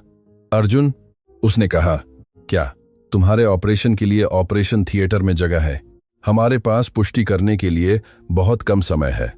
लड़के ने धीरे से किताब नीचे रखी। क्या हमारे पास पैसे हैं? पूजा ठीक 1 सेकंड के लिए हिचकिचाई। हमारे पास होंगे।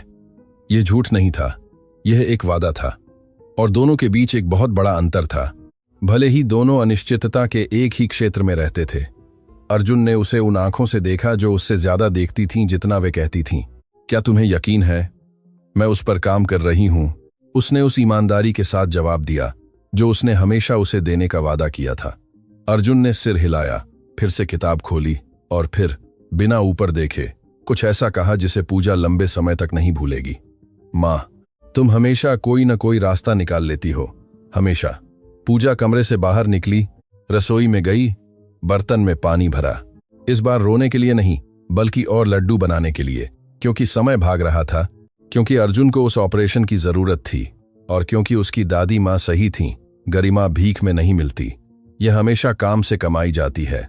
48 घंटे किसी का इंतजार नहीं करते। पूजा यह किसी से बेहतर जानती थी। उसने रात भर लड्डू बनाने, ऑर्डर का जवाब देने, अपनी नोटबुक में संख्याओं को अपनी उस कसकर लिखी हुई लिखावट में लिखने में बिताया था जिसका वह उपयोग करती थी जब वह चाहती थी कि सब कुछ एक ही पृष्ठ पर समा जाए। सुबह 2 बजे उसने चूल्हा बंद कर दिया। सुबह 5 बजे वह फिर से जाग गई थी। अर्जुन सो रहा था। उसने तीसरी बार पैसे गिने, जैसे संख्याएं बदल जाएंगी अगर उन्हें एक और मौका दिया जाए। वे नहीं बदली। वीडियो और नए ऑर्डर की बदौलत पिछले दिन की तुलना में कमी कम थी, लेकिन फिर भी कमी थी। उसने नोटों को रख दिया, नोटबुक बंद कर दी और अपनी शिफ्ट के लिए तैयार हो गई। एक चीज थी जो वह नहीं करने वाली थी, भीख मांगना। वह किसी को हाथ फैलाकर फोन नहीं करने वाली थी। वह अपनी कहानी हार के चेहरे के साथ प्रकाशित नहीं करने वाली थी ताकि अजनबी उसे दया दिखाएं। अगर पैसा आता तो वह उसके काम से, उसके हाथों से, उसकी दादी माँ की रेसिपी से और उन 30 मंजिलों से आता जिन्हें वह 1 साल से ज्यादा समय से किसी के पैर रखने से पहले बेदाग छोड़ रही थी। वह हमेशा ऐसे ही जीती थी, वह ऐसे ही जीती रहेगी। नेहा शर्मा उस सुबह राजवीर द्वारा हस्ताक्षरित फोल्डर के साथ इमारत पहुंची और एक ऐसी जिम्मेदारी के साथ जिसे वह सामान्य से ज्यादा भारी महसूस कर रही थी। यह कोई जटिल दस्तावेज नहीं था, यह चिकित्सा कवरेज का विस्तार था। 2 पृष्ठ, 1 हस्ताक्षर, लेकिन यह उस व्यक्ति के लिए क्या प्रतिनिधित्व करता था जिसे यह मिलने वाला था? यह नेहा मानव संसाधन में वर्षों के बाद तुरंत पहचान गई। यह उस तरह की खबर थी जो पूरे दिन की बनावट को बदल देती है। उसने पूजा का 22वीं मंजिल खत्म करने का इंतजार किया। उसने उसे अपनी उस समयबद्धता के साथ गलियारे में अपनी ट्रॉली के साथ आते देखा जो कभी असफल नहीं होती थी, और वह बिना जल्दबाजी के उसके पास गई। पूजा, जब तुम फ्री हो, मुझे तुम्हारे साथ 5 मिनट चाहिए। पूजा ने उसे देखा, सिर हिलाया। वे कर्मचारियों के छोटे से आराम कक्ष में दाखिल हुए। नेहा ने दरवाजा बंद कर दिया, उसके सामने बैठ गई और बिना किसी प्रस्तावना के फोल्डर खोला, क्योंकि उसने सीखा था कि कुछ लोगों के साथ घुमा फिराकर बात करना अनादर है। कर्मचारी अनुबंधों की समीक्षा करते समय, मुझे 12 महीने से अधिक निरंतर सेवा वाले कर्मचारियों के सीधे आश्रितों के लिए असाधारण चिकित्सा कवरेज की एक धारा मिली। तुम योग्य हो। उसने दस्तावेज को मेज पर सरका दिया। महानिदेशक ने इसे पहले ही मंजूरी दे दी है। यह तुम्हारे बेटे की सर्जरी की शेष राशि को कवर करता है। पूजा नहीं बोली। कागज को देखा, पहली पंक्ति पढ़ी, फिर दूसरी। फिर उसने नेहा की ओर ऊपर देखा, एक ऐसे भाव के साथ जो अभी तक खुशी नहीं थी। यह किसी ऐसे व्यक्ति का भाव था जिसने महसूस करने से पहले सत्यापित करना सीख लिया था। क्या यह पहले से मौजूद था? उसने पूछा। धारा? हाँ, यह हमेशा सामूहिक अनुबंध में थी। और मुझे किसी ने क्यों नहीं बताया? नेहा ने अपनी नजर नहीं हटाई। क्योंकि किसी ने वर्षों से इसकी समीक्षा नहीं की थी। यह कंपनी की गलती थी, पूजा, और यह दस्तावेजस उस गलती का सुधार है। सन्नाटा। पूजा ने फिर से कागज पढ़ा, इस बार धीरे धीरे, पंक्ति दर पंक्ति, उस ध्यान के साथ जो वह वास्तव में मायने रखने वाली चीजों पर देती थी। जब वह अंत तक पहुंची तो उसने हस्ताक्षर देखा। उसने नाम पहचाना, राजवीर सिंघानिया। उसने एक पल के लिए अपनी आंखें बंद कर लीं, बस एक पल के लिए। जब उसने उन्हें खोला तो उसके चेहरे पर कुछ बदल गया था। यह उत्साह नहीं था, यह कुछ ज्यादा गहरा और शांत था। यह वह राहत थी जो शोर नहीं करती, उस तरह की राहत जो बहुत भारी चीज को लंबे समय तक उठाने के बाद आती है और अचानक महसूस होता है कि वजह अलग तरीके से वितरित हो गया है। मुझे कुछ करने की जरूरत है? उसने दृढ़ आवाज में पूछा। बस आवेदन पत्र पर हस्ताक्षर करो, बाकी मैं संभाल लूंगी। पूजा ने पेन उठाया, मेज पर दोनों हाथों से हस्ताक्षर किए, जैसे वह हर उस चीज के साथ करती थी जो मायने रखती थी। जो उसके बाद हुआ वह किसी भी योजना में नहीं था। पूजा उस कमरे से बाहर निकली, अपनी ट्रॉली उठाई और शिफ्ट जारी रखी, जैसे बाहरी रूप से कुछ भी नहीं बदला था, लेकिन अंदर कुछ ढीला हो गया था। एक तनाव जो महीनों से उसके कंधों के बीच बसा हुआ था, जिसे उसने अनदेखा करना सीख लिया था, क्योंकि उसके पास उसे महसूस करने का समय नहीं था। अचानक अब नहीं था। उसने 23वीं मंजिल को हमेशा की तरह उसी सटीकता से साफ किया, फिर 24वीं मंजिल को। लेकिन जब वह 25वीं मंजिल के उत्तरी गलियारे के शौचालय में पहुंची और दरवाजा बंद कर दिया, तो वह सिंक किनारे पर बैठ गई, अपने हाथ से अपना मुंह ढंक लिया और रो पड़ी। दुहक से नहीं, उस अजीब चीज से जिसका कोई सटीक नाम नहीं है, लेकिन जिसे सभी माएं जो अपने बच्चों के लिए अकेले लड़ी हैं तुरंत पहचानती हैं। वह रोना जो तब आता है जब आपको एक पल के लिए मजबूत नहीं रहना पड़ता, जब खतरा टल जाता है और शरीर अंततः महसूस करने की अनुमति देता है जो दिमाग ने महसूस करने नहीं दिया। जब तक कुछ हल करना बाकी था, वह 3 मिनट तक रोई। फिर उसने अपने चेहरे को ठंडे पानी से धोया, खुद को आईने में देखा, सांस ली और काम पर वापस लौट आई। राजवीर को उन 3 मिनटों के बारे में नहीं पता चला, उन्हें कभी नहीं पता चला। उसी दोपहर उन्हें यह पता चला कि नेहा ने दस्तावेज सौंप दिया था और पूजा ने उस पर हस्ताक्षर कर दिए थे।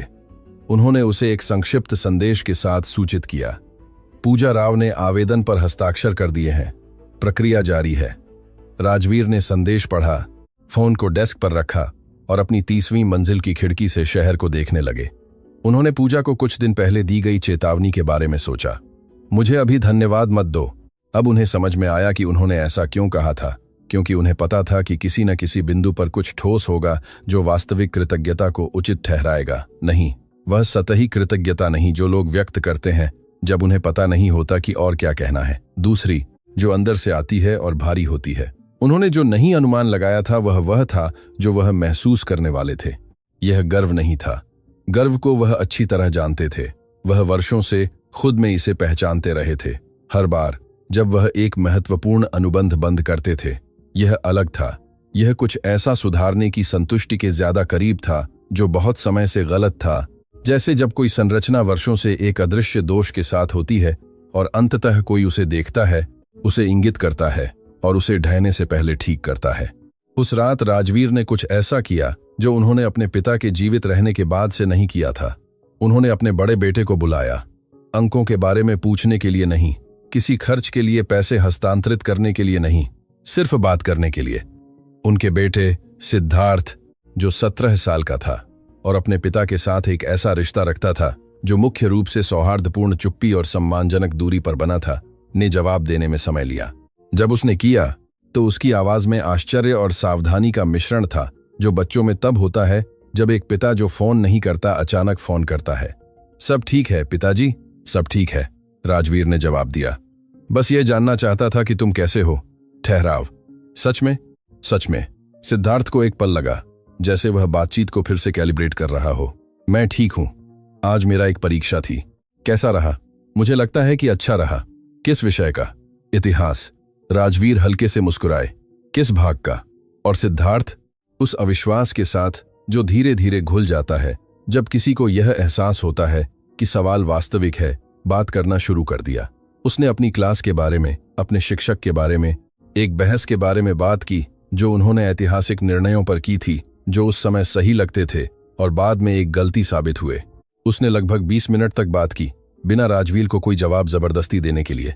जब उन्होंने फोन रखा तो राजवीर फोन हाथ में लिए रहे। 20 मिनट। उनके बेटे ने उनसे लगातार 20 मिनट तक बात की थी। कुछ ऐसा जो सिद्धार्थ के 8 साल का होने के बाद से नहीं हुआ था, और उसने अभी तक नहीं सीखा था कि उसके पिता हमेशा व्यस्त रहते थे।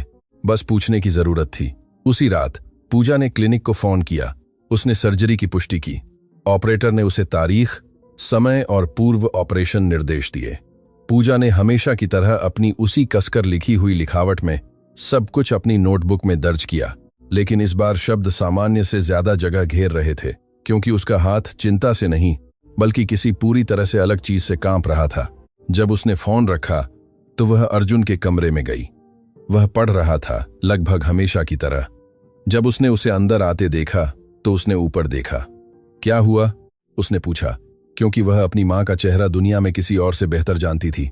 पूजा उसके बगल में बिस्तर पर बैठ गई, उसका हाथ पकड़ा और उसे धीरे से दबाया, जैसा उसने उस दिन क्लिनिक में किया था जब डॉक्टर ने बात की थी और अर्जुन ही था जिसने उसे ताकत दी थी।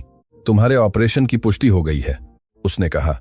अर्जुन नहीं चिल्लाया, नहीं उछला।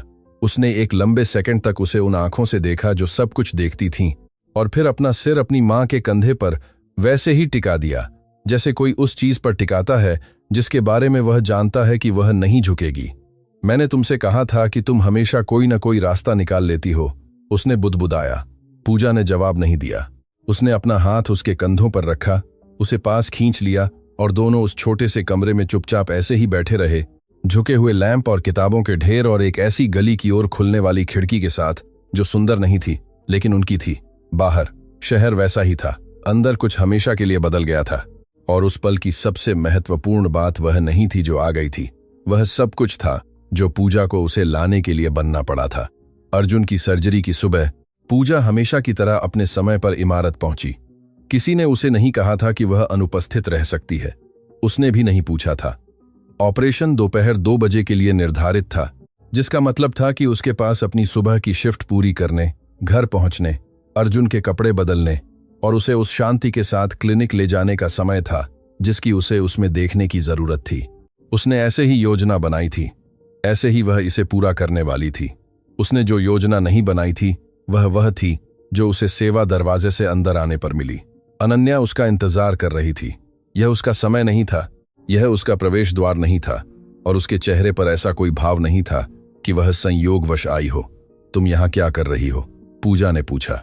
मैं तुम्हें यह बताने आई हूं कि आज तुम काम नहीं करोगी, पूजा ने भौहें चढ़ाई। अनन्या, सुनो। वास्तुकार ने एक हाथ उठाया। मैंने नेहा से बात की है, तुम्हें सवेतन छुट्टी मिली है, यह पहले से ही सिस्टम में है, तुम्हारी शिफ्ट कवर हो गई है।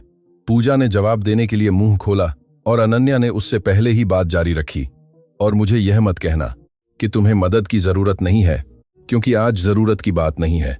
यह इस बारे में है कि तुम अपने बेटे के साथ सुबह से ही रह सको, बिना किसी हड़बड़ी के, बिना एप्रन, अभी भी बैग में लिए क्लिनिक पहुंचने की दौड़ के। सन्नाटा। पूजा ने अनन्या को देखा, सेवा दरवाजे को देखा, अपने हाथों को देखा। यह दिन किसने अधिकृत किया? उसने पूछा। अनन्या ने तुरंत जवाब नहीं दिया। नेहा, उसने अंत में कहा। पूजा ने उसे घूर कर देखा। और नेहा को किसने बताया? अनन्या ने अपनी नजर नहीं हटाई। अपने बेटे के साथ जाओ। पूजा। राजवीर उस सुबह इमारत में नहीं थे।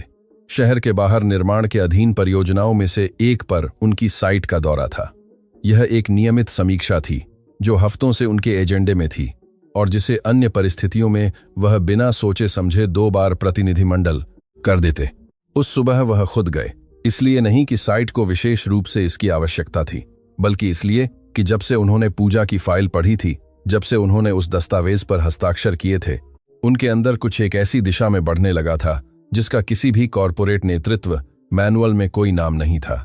वह देखना चाहते थे, उन आंखों से देखना चाहते थे जिन्हें उन्होंने वर्षों से इस्तेमाल नहीं किया था, वही जो उनके पिता के पास हमेशा थीं और जिन्हें उन्होंने परत दर परत खो दिया था, क्योंकि सफलता ने उनके और वास्तविक दुनिया के बीच एक आरामदायक दूरी बना ली थी।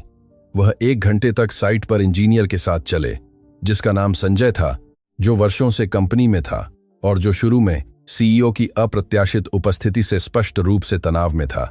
फिर वह धीरे धीरे आराम करने लगा, जैसे उसे यह एहसास हुआ कि राजवीर गलतियों की समीक्षा करने नहीं आए थे, बल्कि ऐसी बातें पूछने आए थे जो उन्होंने पहले कभी नहीं पूछी थी।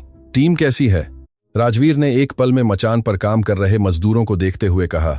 संजय ने तिरछी नजर से उन्हें देखा। प्रदर्शन नहीं, टीम, लोग। वे कैसे हैं? संजय को रजिस्टर बदलने में 1 सेकंड लगा। एक नया लड़का है जो 3 हफ्तों से है, अच्छा काम करता है, लेकिन अभी भी सीख रहा है। उसने तीसरे स्तर पर एक युवा की ओर विवेकपूर्ण ढंग से इशारा किया। दूसरे राज्य में अपने परिवार को पैसे भेजता है, साइट के पास एक कमरे में रहता है, ज्यादा पैसे भेजने के लिए लगभग कुछ भी खर्च नहीं करता। राजवीर ने उस लड़के को देखा बिना उसके ध्यान दिए। युवा, केंद्रित, सावधानीपूर्ण हरकतों के साथ, जो जानता है कि वह सीख रहा है और गलती करने का जोखिम नहीं उठा सकता। उसका नाम क्या है? रवि। क्या उसके पास पूरा सुरक्षा उपकरण है? हाँ, पिछले महीने के बदलावों के बाद से सभी के पास है। संजय ने उन्हें एक ऐसे भाव से देखा जिसमें कुछ पहचान थी। लड़कों ने इसे देखा। श्रीमान सिंघानिया। प्रोटोकॉल में बदलाव, टिप्पणियां आईं, अच्छी या बुरी? कोई बुरी नहीं। राजवीर ने सिर हिलाया। वह चलते रहे। दोपहर 12 बजे पूजा और अर्जुन क्लिनिक पहुंचे। अर्जुन अपनी छोटी सी पीठ पर किताब लिए हुए था जिसे वह पढ़ रहा था। एक जोड़ी कपड़े और हेडफोन जो लगभग उसके व्यक्तित्व का विस्तार थे। पूजा अपने दस्तावेजों, बीमा, नोटबुक और खाने के एक डिब्बे के साथ अपनी पीठ पर आई थी, जिसे किसी ने नहीं मांगा था, लेकिन जिसे उसने फिर भी तैयार किया था, क्योंकि उसे अपने हाथों से कुछ बनाया हुआ लेकर पहुंचना था। रिसेप्शन पर उनका इंतजार किया गया, बिना कतारों के, बिना लंबी प्रतीक्षा के, बिना उस भूल भुलैया वाले फॉर्मों के जो कभी कभी लोगों को डॉक्टर तक पहुंचने से पहले ही थकाने के लिए डिजाइन किए गए लगते थे। नेहा ने पिछले दिन क्लिनिक के साथ सब कुछ समन्वित कर लिया था। पूजा ने इसे देखा, कुछ नहीं कहा। अर्जुन ही था जिसने बात की, जबकि वे प्री ऑपरेटिव रूम में इंतजार कर रहे थे, अपनी उस गाउन में जो उसे बड़ी लग रही थी और जो उसे जितना वह था उससे ज्यादा बच्चा बना रही थी। मां, क्या तुम घबरा रही हो? नहीं। अर्जुन ने उसे उस भाव से देखा जिसका मतलब था, मुझे पता है कि तुम झूठ बोल रही हो, लेकिन मैं तुम पर दबाव नहीं डालूंगा। थोड़ा सा। पूजा ने ठीक किया। मैं भी, उसने स्वीकार किया, लेकिन बस थोड़ा सा। डॉक्टर ने कहा कि यह एक सर्जरी है जो वे अक्सर करते हैं, कि उनके लिए यह नियमित है। उनके लिए, हमारे लिए भी हो सकती है। अर्जुन ने 12 साल की उम्र की एक तर्कसंगत तर्क के साथ कहा। अगर हम तय करते हैं कि ऐसा है। पूजा ने उसे एक लंबे पल तक देखा। तुम ये बातें कहां से लाते हो? तुमसे, उसने बिना किसी हिचकिचाहट के जवाब दिया। सूर्य उदय टावर में पूजा के क्लिनिक में होने के दौरान जो हुआ वह कुछ ऐसा था जिसे किसी ने व्यवस्थित नहीं किया था।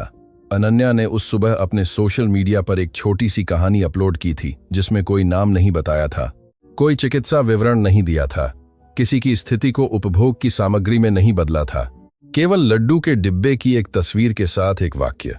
आज एक व्यक्ति जिसे मैं जानती हूं और प्रशंसा करती हूं, एक महत्वपूर्ण जगह पर है। अगर आपने कभी उसके लड्डू खरीदे हैं तो धन्यवाद। हर डिब्बा आज की ओर एक कदम था। प्रतिक्रिया तत्काल थी। पिछले हफ्ते का वीडियो देखने वाले लोगों ने लिखना शुरू कर दिया। इमारत के सहकर्मियों ने टिप्पणियों में संदेश छोड़े। किसी ऐसे व्यक्ति ने जिसने पूजा को व्यक्तिगत रूप से नहीं जाना था, लिखा, मुझे नहीं पता कि वह कौन है, लेकिन मुझे उम्मीद है कि सब कुछ ठीक हो जाएगा।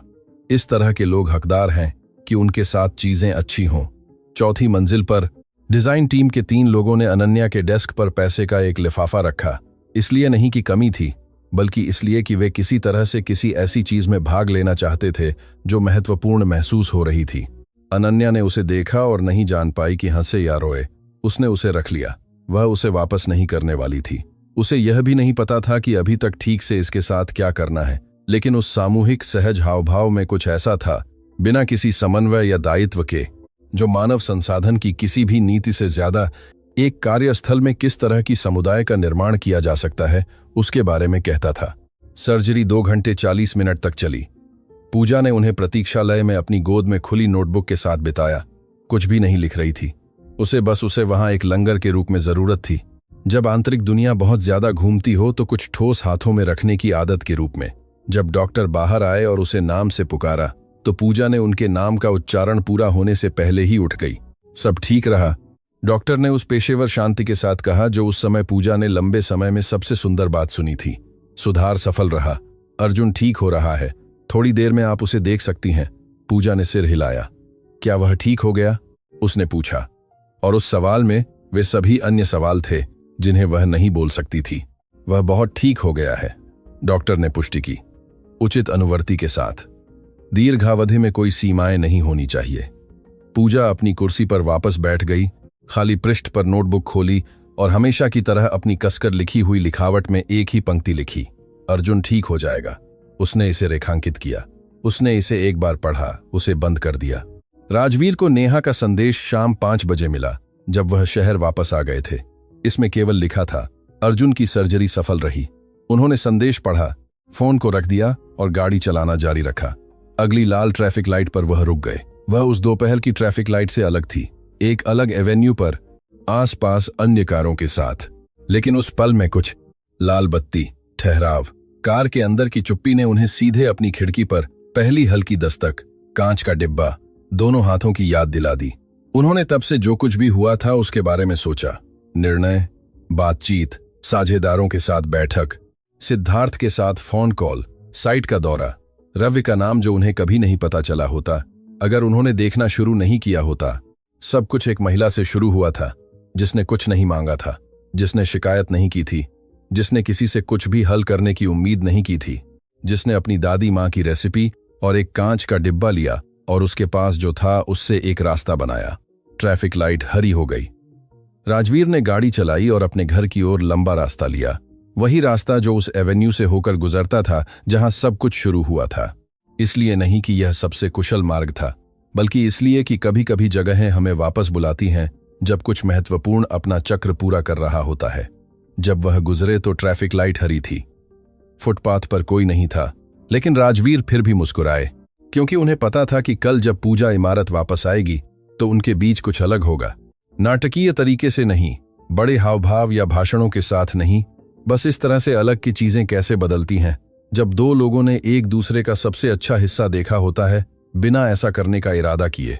और राजवीर ने सोचा, जबकि शहर उनके आसपास फैला हुआ था, ठीक उसी तरह की बात जो उनके पिता ने उन्हें हमेशा सिखाने की कोशिश की थी और जिसे उन्हें समझने में बहुत समय लगा था, कि आपके जीवन के सबसे महत्वपूर्ण लोग हमेशा घोषित होकर नहीं आते। कभी कभी वे हाथों में लड्डू का एक डिब्बा और सीधी पीठ के साथ आते हैं और बिना आपकी अनुमति मांगे सब कुछ बदल देते हैं। अर्जुन ने अपनी पहली रात क्लिनिक में पूजा के बगल में बैठे बिताई, एक आरामदायक कुर्सी पर नहीं, बल्कि बिस्तर के किनारे पर, अपनी पीठ दीवार से टिकाए हुए और अपनी गोद में बंद नोटबुक के साथ, क्योंकि उस रात कुछ भी गणना करने या लिखने के लिए नहीं था, बस वहां रहना था। और पूजा, जिसने पूरे महीने दौड़ते, गणना करते, हल करते बिताए थे, ने पाया कि अपने बेटे के बगल में शांत रहना सबसे मुश्किल और सबसे जरूरी चीज थी जो उसने लंबे समय में की थी। अर्जुन गहरी और धीमी सांस के साथ सो रहा था, जैसे कोई जिसने बिना जाने ही कुछ बोझ उठा रखा था उसे छोड़ दिया हो। डॉक्टरों ने पुष्टि की थी कि सब कुछ योजना के अनुसार हुआ था। सुधार सफल रहा। अनुवर्ती लंबा होगा, लेकिन परिणाम, उन्होंने कहा, हर हफ्ते की रिकवरी के लायक होगा। पूजा उसे सोते हुए देख रही थी और पिछली सभी रातों के बारे में सोच रही थी। नोटबुक और गणनाओं की रातें, नल खुला रखने की रातें ताकि वह न सुने, वे रातें जब उसने ऐसी बातों का वादा किया था जिन्हें वह नहीं जानती थी कि वह पूरा कर पाएगी या नहीं, और उसने फिर भी उन्हें पूरा किया क्योंकि आगे बढ़ने के अलावा कोई और विकल्प नहीं था। सुबह 3 बजे अर्जुन ने आंखें खोलीं, उसे वहां देखा और आश्चर्यचकित नहीं हुआ, जैसे उसे पता था नींद में भी कि वह नहीं हिली थी। माँ, उसने अभी भी नींद और एनेस्थीसिया से भारी आवाज में बुदबुदाया। मैं यहां हूं, क्या सब खत्म हो गया? क्या सब खत्म हो गया? अर्जुन ने अपनी आंखें फिर से बंद कर लीं, लेकिन इससे पहले अपने उस हाथ से जिसमें अभी भी कैथेटर टेप से चिपका हुआ था, उसने बिस्तर पर अपनी मां का हाथ ढूंढा और उसे मिल गया, और दोनों उस छोटे से क्लिनिक के कमरे में चुपचाप ऐसे ही बैठे रहे जहां बाहरी दुनिया एक पल के लिए मौजूद नहीं थी।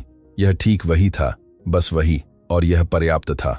और कुछ दिनों बाद जब अर्जुन घर पर था, मेज पर चिकित्सा निर्देश और पुनर्वास अभ्यासों की एक सूची के साथ, जिसे उसने 3 बार पढ़ा था, इससे पहले कि पूजा ने उसे एक बार पढ़ना भी खत्म किया होता, अपार्टमेंट का दरवाजा खटखटाया गया। पूजा ने ऊपर वाले पड़ोसी की उम्मीद में दरवाजा खोला, जो कभी कभी बाहर जाने पर सामान छोड़ जाता था। यह अनन्या थी। उसके हाथ में एक कपड़े का बैग था और एक ऐसा भाव था जिसमें खुशी और थोड़ा घबराहट का मिश्रण था, जैसे कोई उपहार लेकर आया हो और यह सुनिश्चित नहीं हो कि उसका स्वागत किया जाएगा या नहीं। अंदर आओ, पूजा ने कहा। अनन्या अंदर आई, अर्जुन को बधाई दी, जो हमेशा की तरह अपनी किताब के साथ सोफे पर था और जिसने उसे अपनी उस स्वाभाविक शालीनता के साथ प्राप्त किया जिसे पहले से गर्म करने की जरूरत नहीं थी। वे रसोई में बैठ गए। अनन्या ने बैग को मेज पर रखा। यह इमारत के लोगों की ओर से है, उसने सीधे कहा, क्योंकि उसने सीखा था कि पूजा के साथ घुमा फिराकर बात करना काम नहीं करता। जब मैंने लड्डू की कहानी पोस्ट की तो कुछ सहकर्मियों ने मेरे डेस्क पर एक लिफाफा छोड़ दिया, सहज रूप से, बिना किसी के मांगे या व्यवस्थित किए। पूजा ने बैग को बिना छुए देखा। अनन्या, पहले मेरी बात सुनो। वास्तुकार ने एक हाथ उठाया। यह दया नहीं है, यह इसके विपरीत है। यह वे लोग हैं जिन्होंने कुछ ऐसा देखा जो उन्हें मायने रखता था और किसी तरह से भाग लेना चाहते थे। दोनों के बीच एक बहुत बड़ा अंतर है और तुम यह किसी से बेहतर जानती हो। सन्नाटा। पूजा ने बैग को देखा, अनन्या को देखा, अपनी दादी माँ के बारे में सोचा, जिन्होंने कहा था कि गलत समझे गए स्वाभिमान के साथ एक वास्तविक हावभाव को अस्वीकार करना उतना ही असभ्य था जितना उसे मांगना। कितना है? उसने पूछा। मैंने नहीं गिना, अनन्या ने जवाब दिया। यह मेरा काम नहीं था। पूजा ने दोनों हाथों से बैग उठाया, उसे अपनी गोद में रख लिया। उन्हें धन्यवाद कहो, उसने अंत में कहा। हर एक को। मैंने पहले ही कर दिया है, लेकिन वे चाहते थे कि तुम सीधे जानो। अर्जुन सोफे से, किताब से ऊपर देखे बिना, इतनी ऊंची आवाज में बोला कि दोनों ने उसे सुना। माँ, दादी माँ कहती थीं कि जब दुनिया तुम्हें कुछ साफ दिल से देती है तो उसे वैसे ही दिल से स्वीकार करना सही होता है। अनन्या ने आश्चर्य से उसे देखा। पूजा ने 1 सेकंड के लिए अपनी आंखें बंद कर लीं। 12 साल, उसने धीमी आवाज में कहा, गर्व और समर्पण के मिश्रण के साथ जिसे केवल माएं ही समझती हैं। पूजा की इमारत में वापसी 1 हफ्ते बाद हुई।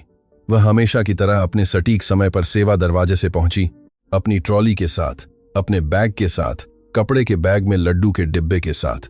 हमेशा की तरह, जैसे बाहरी रूप से कुछ भी नहीं बदला था, लेकिन जिन लोगों ने उसे जाना था उन्होंने उसकी मुद्रा में कुछ अलग देखा। यह नया नहीं था, यह खुद का ज्यादा था। जैसे कुछ जो पहले झुका हुआ था अब सीधा उठाया हुआ था। ग्रिसेल्डा, वर्तमान पर्यवेक्षक, ने उसे आराम क्षेत्र में पहले से ही परोसी हुई कॉफी के साथ प्राप्त किया और अनुपस्थिति के बारे में कोई टिप्पणी नहीं की, क्योंकि टिप्पणी करने के लिए कुछ भी नहीं था। यह एक अधिकृत और उचित अनुपस्थिति थी और ग्रिसेल्डा की दुनिया में सही चीजों को स्पष्टीकरण की जरूरत नहीं थी। स्वागत है, उसने बस कहा। धन्यवाद, पूजा ने जवाब दिया, और उस शब्द में उससे ज्यादा था जितना सामान्य रूप से 2 शब्दांशों में समा सकता है। उस सुबह 18वीं मंजिल की सफाई करते हुए पूजा ने गलियारे से अपना नाम सुना। वह मुड़ी। राजवीर सिंघानिया 3 मीटर दूर खड़े थे। उनके हाथ उनकी जेबों में थे, उन पुरुषों की सामान्य जल्दबाजी के बिना जिनकी बहुत ज्यादा बैठकें होती हैं। उनके खड़े होने के तरीके में कुछ ऐसा था जो पहले दिन के सीईओ से अलग था। कम दूरी, ज्यादा उपस्थिति। वापस स्वागत है, उन्होंने कहा। धन्यवाद श्रीमान सिंघानिया। एक ठहराव था जो असहज नहीं था, क्योंकि दोनों में से किसी को भी इसे तोड़ने की जल्दी नहीं थी। अर्जुन कैसा है? अच्छा है। जितनी मुझे उम्मीद थी उससे बेहतर। एक ठहराव। जितनी मुझे उम्मीद थी उससे बेहतर, क्योंकि उसने कभी संदेह नहीं किया। राजवीर ने सिर हिलाया। मुझे यह जानकर खुशी हुई। पूजा ने मॉप को सावधानी से दीवार के सहारे रखा। उसने हमेशा की तरह सीधे उन्हें देखा। श्रीमान सिंघानिया, मुझे आपको कुछ बताने की जरूरत है। आपको नहीं है? हाँ है। उसने अपनी उस शांति से उसे रोका जो जिद नहीं थी बल्कि दृढ़ विश्वास थी। मुझे दस्तावेज के बारे में पता है। मुझे पता है कि आपने उस पर हस्ताक्षर किए हैं। नेहा ने मुझे समझाया कि धारा मौजूद थी, लेकिन मुझे यह भी पता है कि किसी को इसकी समीक्षा करनी पड़ी, इसे ढूंढना पड़ा और यह तय करना पड़ा कि इसे लागू करना सार्थक था। राजवीर ने जवाब नहीं दिया। मैं आपको कुछ भी पढ़ी नहीं रहूंगी, पूजा ने दृढ़ आवाज में जारी रखा, क्योंकि आपने खुद कहा था कि यह एक सुधार था, एहसान नहीं, और मुझे आप पर विश्वास है। लेकिन इसका मतलब यह नहीं है कि मैं आपको धन्यवाद नहीं दे सकती, क्योंकि मैं कर सकती हूं और मैं करती हूं। उसने एक छोटा सा ठहराव लिया, देखने के लिए धन्यवाद जो बहुत समय से किसी ने नहीं देखा। राजवीर ने उसे एक पल तक देखा, जिसका वजन उन दोनों में से किसी की भी उम्मीद से ज्यादा था। आपने भी मुझे कुछ सिखाया है, उन्होंने अंत में जवाब दिया, कि हाथों और गर्व से किया गया काम 30वीं मंजिल से नीचे देखे बिना लिए गए किसी भी निर्णय से ज्यादा मूल्यवान है। पूजा ने उन्हें देखा, और पहली बार जब से वह उन्हें जानती थी, उसने जवाब देने से पहले कितनी जगह देनी है इसकी गणना नहीं की। आपके पिता ने आपको यह पहले ही बताया था। राजवीर ने आश्चर्य से पलकें झपकाईं। आपको यह कैसे पता? क्योंकि आपने मुझे यह बिना जाने ही बताया था, पूजा ने जवाब दिया। पहली बार जब हम उस बोर्डरूम में बैठे थे, आपने उनका नाम लिए बिना उनके बारे में बात की थी, लेकिन वह आपके कहे हर शब्द में थे। राजवीर ने एक पल के लिए जवाब नहीं दिया। जब उन्होंने किया तो उनकी आवाज में एक अलग बनावट थी, ज्यादा आंतरिक। वह मुझसे बेहतर आदमी थे। आपके पास अभी भी समय है, पूजा ने बिना किसी हिचकिचाहट के कहा और मॉप उठाया और काम पर वापस लौट आई। उस दोपहर राजवीर ने इंद्रजीत सिंह को फोन किया, वह साझेदार जो उन्हें 20 साल से जानता था। तिमाही के नंबर बंद हो गए हैं, इंद्रजीत ने जवाब देते हुए कहा। भास्कर चाहता है कि तुम जानो कि वेतन समायोजन का प्रभाव उसके अनुमान से कम था। कर्मचारियों के बदलने की दर गिर गई। 3 नए ग्राहकों ने हमारी एक जिम्मेदार कंपनी के रूप में प्रतिष्ठा का स्पष्ट रूप से हवाला देते हुए अनुबंधों पर हस्ताक्षर किए। राजवीर ने बिना किसी रुकावट के सुना। भास्कर इसे ऊंची आवाज में स्वीकार नहीं करेगा, इंद्रजीत ने अपनी आवाज में एक श्रव्य मुस्कान के साथ जारी रखा। लेकिन कल उसने मुझसे कहा था कि निर्णय उतना बेतुका नहीं था जितना उसने सोचा था। उसे बताओ कि मैं उसका आभारी हूं। तुम खुद बताओ। ठहराव।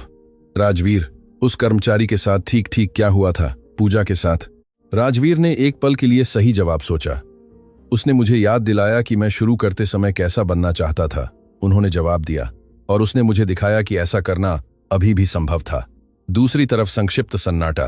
तुम्हारे पिता गर्व महसूस करेंगे, इंद्रजीत ने कहा। राजवीर ने जवाब नहीं दिया, लेकिन उन्होंने 1 सेकंड के लिए अपनी आंखें बंद कर लीं। उस भाव के साथ जो कोई तब प्राप्त करता है जब उसे कुछ ऐसा मिलता है जिसकी उसे बिना जाने ही लंबे समय से जरूरत थी। उसी हफ्ते राजवीर सिद्धार्थ से मिलने गए, बिना एजेंडे के, बिना पारिवारिक दौरे के रूप में, प्रच्छन्न कॉरपोरेट उद्देश्य के। यह मंगलवार दोपहर थी। उन्होंने अपने बेटे के कमरे का दरवाजा खटखटाया और इंतजार किया। सिद्धार्थ ने हमेशा की तरह खोला, सावधानीपूर्ण भाव से खोला। कुछ हुआ है? नहीं। राजवीर ने कमरे के अंदर की ओर इशारा किया। क्या मैं अंदर आ सकता हूं? उनके बेटे ने एक तरफ हटकर रास्ता दिया। कमरा उस खास तरीके से व्यवस्थित था जो किशोरों का होता है, जिनके पास अपनी व्यवस्था होती है और उन्हें किसी और की उसे समझने की जरूरत नहीं होती। राजवीर ने व्यवस्था के बारे में कुछ नहीं कहा। वह डेस्क के किनारे पर बैठ गए और अपने बेटे को देखा, जो अभी भी दरवाजे के पास खड़ा था, जैसे उसे अभी भी यकीन नहीं था कि यह बातचीत थी या निर्देश। मैं तुमसे कुछ पूछना चाहता हूं, राजवीर ने कहा। क्या? कि तुम मुझे बताओ कि तुम कैसे हो, स्कूल में तुम्हें कैसा चल रहा है। यह नहीं, तुम कैसे हो, तुम्हें क्या मायने रखता है, तुम्हें क्या चिंता है, तुम क्या अलग चाहते हो। सिद्धार्थ ने उन्हें एक लंबे पल तक देखा। अब क्यों? यह एक उचित सवाल था। राजवीर ने इसे ऐसे ही स्वीकार किया क्योंकि मुझे इसे पूछने में बहुत समय लगा और मैं अब और देर नहीं करना चाहता। सिद्धार्थ धीरे से अपनी कुर्सी पर बैठ गया, अपनी बाहें मोड़ लीं, सोचा और फिर बात करना शुरू कर दिया। उसने स्कूल के बारे में और एक शिक्षक के बारे में बात की, जिसने उसे यह सोचने पर मजबूर किया था कि वह क्या पढ़ना चाहता है। उसने एक दोस्त के बारे में बात की जो किसी मुश्किल दौर से गुजर रहा था और उसे ठीक से मदद करना नहीं आता था। उसने इस बारे में बात की कि कभी कभी उसे लगता था कि उसके घर में बहुत पैसा है और बहुत कम समय है, और कि वर्षों से उसने दोनों को भ्रमित कर दिया था क्योंकि किसी ने उसे नहीं सिखाया था कि वे अलग अलग चीजें हैं। राजवीर ने बिना किसी रुकावट के सब कुछ सुना, बिना कोई समाधान पेश किए, बिना बातचीत के किसी भी हिस्से को व्यापार के पाठ में बदले। जब सिद्धार्थ समाप्त हुआ तो दोनों चुपचाप बैठे रहे। क्या मैं आपसे कुछ पूछ सकता हूं? सिद्धार्थ ने कहा। जो चाहो। आप में क्या बदला? राजवीर हल्के से मुस्कुराए। नारियल के लड्डू का एक डिब्बा। सिद्धार्थ ने बिना समझे उन्हें देखा। कभी किसी दिन तुम्हें बताऊंगा, राजवीर ने कहा। और वर्षों में पहली बार उनके बेटे ने उनके साथ हंसा, शिष्टाचार के लिए नहीं बल्कि सच में। यह एक छोटी सी सहज बिना तैयारी की आवाज थी। यह ठीक उसी तरह की चीज थी जिसकी कोई कीमत नहीं थी और जिसे राजवीर सिंघानिया को ढूंढने में बहुत समय लगा था, लेकिन वह अब उसे ढूंढ रहे थे। और यह, जैसा कि पूजा ने उस सुबह 18वीं मंजिल के गलियारे में उनसे कहा था, वह था जो अभी भी मायने रखता था। सर्जरी के कुछ हफ्तों बाद अर्जुन पहली बार बिना किसी सहारे के अकेले रसोई तक चला। यह कोई लंबा रास्ता नहीं था। उसके कमरे से लेकर उस काउंटर तक 8 कदम थे जहां उसकी मां सुबह के लड्डू बना रही थी। 8 कदम जिसके बारे में डॉक्टर ने कहा था कि वे आ जाएंगे, जिसे पूजा ने उस तनावपूर्ण धैर्य के साथ इंतजार किया था जो जानता है कि समय अपना काम करेगा लेकिन फिर भी उसकी मदद करना चाहता है। अर्जुन उसके पास पहुंचा, हल्के से काउंटर के किनारे पर झुका और मुस्कुराया। 8 कदम, पूजा ने कहा। उसने उसे देखा। उसने मानसिक रूप से गिना, हालांकि उसने पहले ही उन्हें गिन लिया था। 8 कदम, उसने पुष्टि की। अगले हफ्ते 10 होंगे। अगले हफ्ते जितने भी हों, उसने जवाब दिया। कोई जल्दी नहीं है। अर्जुन ने उसे उस भाव से देखा जिसका मतलब था कि हम दोनों जानते हैं कि तुम भी गिन रही हो। पूजा ने बिना कुछ कहे आटा गूंथना जारी रखा, लेकिन जब अर्जुन अपने कमरे में वापस गया तो वह एक पल के लिए, बस एक पल के लिए, मेज पर अपने हाथों को स्थिर करके बैठी रही और खाली डिब्बे की ओर मुस्कुराई, जैसे दूसरी तरफ कोई था जिसे वह कुछ बताना चाहती थी। सूर्य उदय टावर में भी चीजें ऐसे तरीकों से बदल गई थीं जो हमेशा रिपोर्टों में दिखाई नहीं देती थीं। रवि, साइट का युवा मजदूर जिसे राजवीर ने अपने दौरे के दौरान जाना था, को 2 हफ्ते बाद शिफ्ट इंचार्ज के रूप में पदोन्नत किया गया था। संजय, इंजीनियर, ने उसे एक नोट के साथ सिफारिश की थी जिसमें बस लिखा था, वह सिर और दिल से काम करता है, वही है जिसकी हमें ठीक ठीक जरूरत है। जब राजवीर ने नोट पढ़ा तो उन्होंने उसे उस फोल्डर में रख दिया जहां वह अब बिना इरादे के इकट्ठा कर रहे थे। छोटे सबूत की सही निर्णयों का एक ऐसा प्रभाव होता है जिसे संख्याएं हमेशा समय पर नहीं पकड़ पाती। भास्कर राव, वित्तीय साझेदार, जिन्होंने वेतन समायोजन की लागतों को लाल रंग में रेखांकित किया था, ने मंगलवार सुबह राजवीर के साथ एक अकेले बैठक का अनुरोध किया। वह हाथ में तिमाही की रिपोर्ट और एक ऐसे भाव के साथ आए जिसे राजवीर को शुरुआत में पढ़ना मुश्किल लगा, क्योंकि यह भास्कर का सामान्य भाव नहीं था, यह नम्रता थी। संख्याएं अनुमान से बेहतर बंद हुईं। भास्कर ने बिना किसी प्रस्तावना के कहा, कर्मचारियों के बदलने की दर गिर गई। सर्वेक्षणों के अनुसार आंतरिक माहौल में सुधार हुआ और हमारे पास 3 नए अनुबंध हैं जिन पर उन ग्राहकों ने हस्ताक्षर किए हैं जिन्होंने स्पष्ट रूप से उल्लेख किया है कि उन्होंने सूर्य उदय को इसलिए चुना क्योंकि उन्हें लगा कि हम अपने लोगों के साथ अच्छा व्यवहार करते हैं। राजवीर ने उसे सुना। मैं गलत था, भास्कर ने जारी रखा, और हर शब्द उसे ठीक उतना ही खर्च करता हुआ लग रहा था जितना उसे खर्च करना चाहिए था, वित्तीय विश्लेषण में नहीं बल्कि उस चीज में जिसे मैंने सबसे महत्वपूर्ण माना था। हम सभी उस चीज में किसी न किसी बिंदु पर गलत थे, राजवीर ने जवाब दिया। भास्कर ने सिर हिलाया, हाथ बढ़ाया। राजवीर ने उसे पकड़ा। यह 2 पुरुषों के बीच एक छोटा सा हाव भाव था जिन्होंने 20 साल से एक साथ निर्माण किया था, लेकिन इसमें कुछ ऐसा का वजन था जो सीधा हो गया था जबकि किसी ने उसका नाम नहीं लिया था। शुक्रवार दोपहर को इमारत में जो हुआ वह किसी भी एजेंडे में नहीं था। पूजा ने अपना शिफ्ट शाम 5:30 बजे खत्म किया।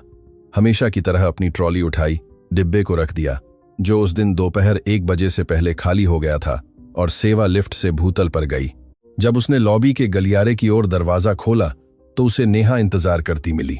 कोई है जो तुमसे बात करना चाहता है, नेहा ने कहा। अगर तुम्हारे पास समय है। पूजा ने अपनी घड़ी देखी।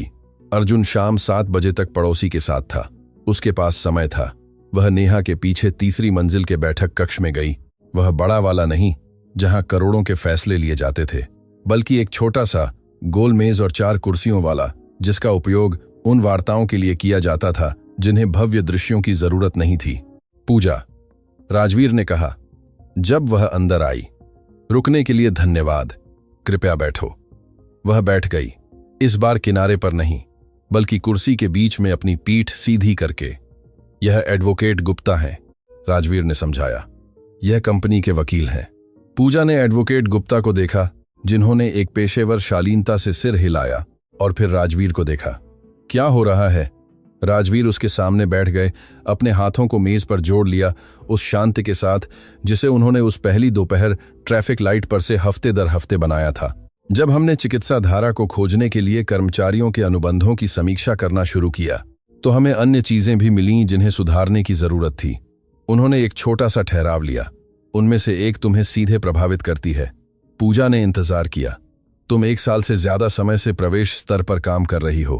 कंपनी के आंतरिक मानदंडों के अनुसार तुम महीनों से एक अलग श्रेणी के लिए योग्य हो, जिसमें शिफ्ट पर्यवेक्षण के कार्य शामिल हैं, एक ऐसे वेतन के साथ जो वास्तव में तुम यहां जो करती हो उसे दर्शाता है।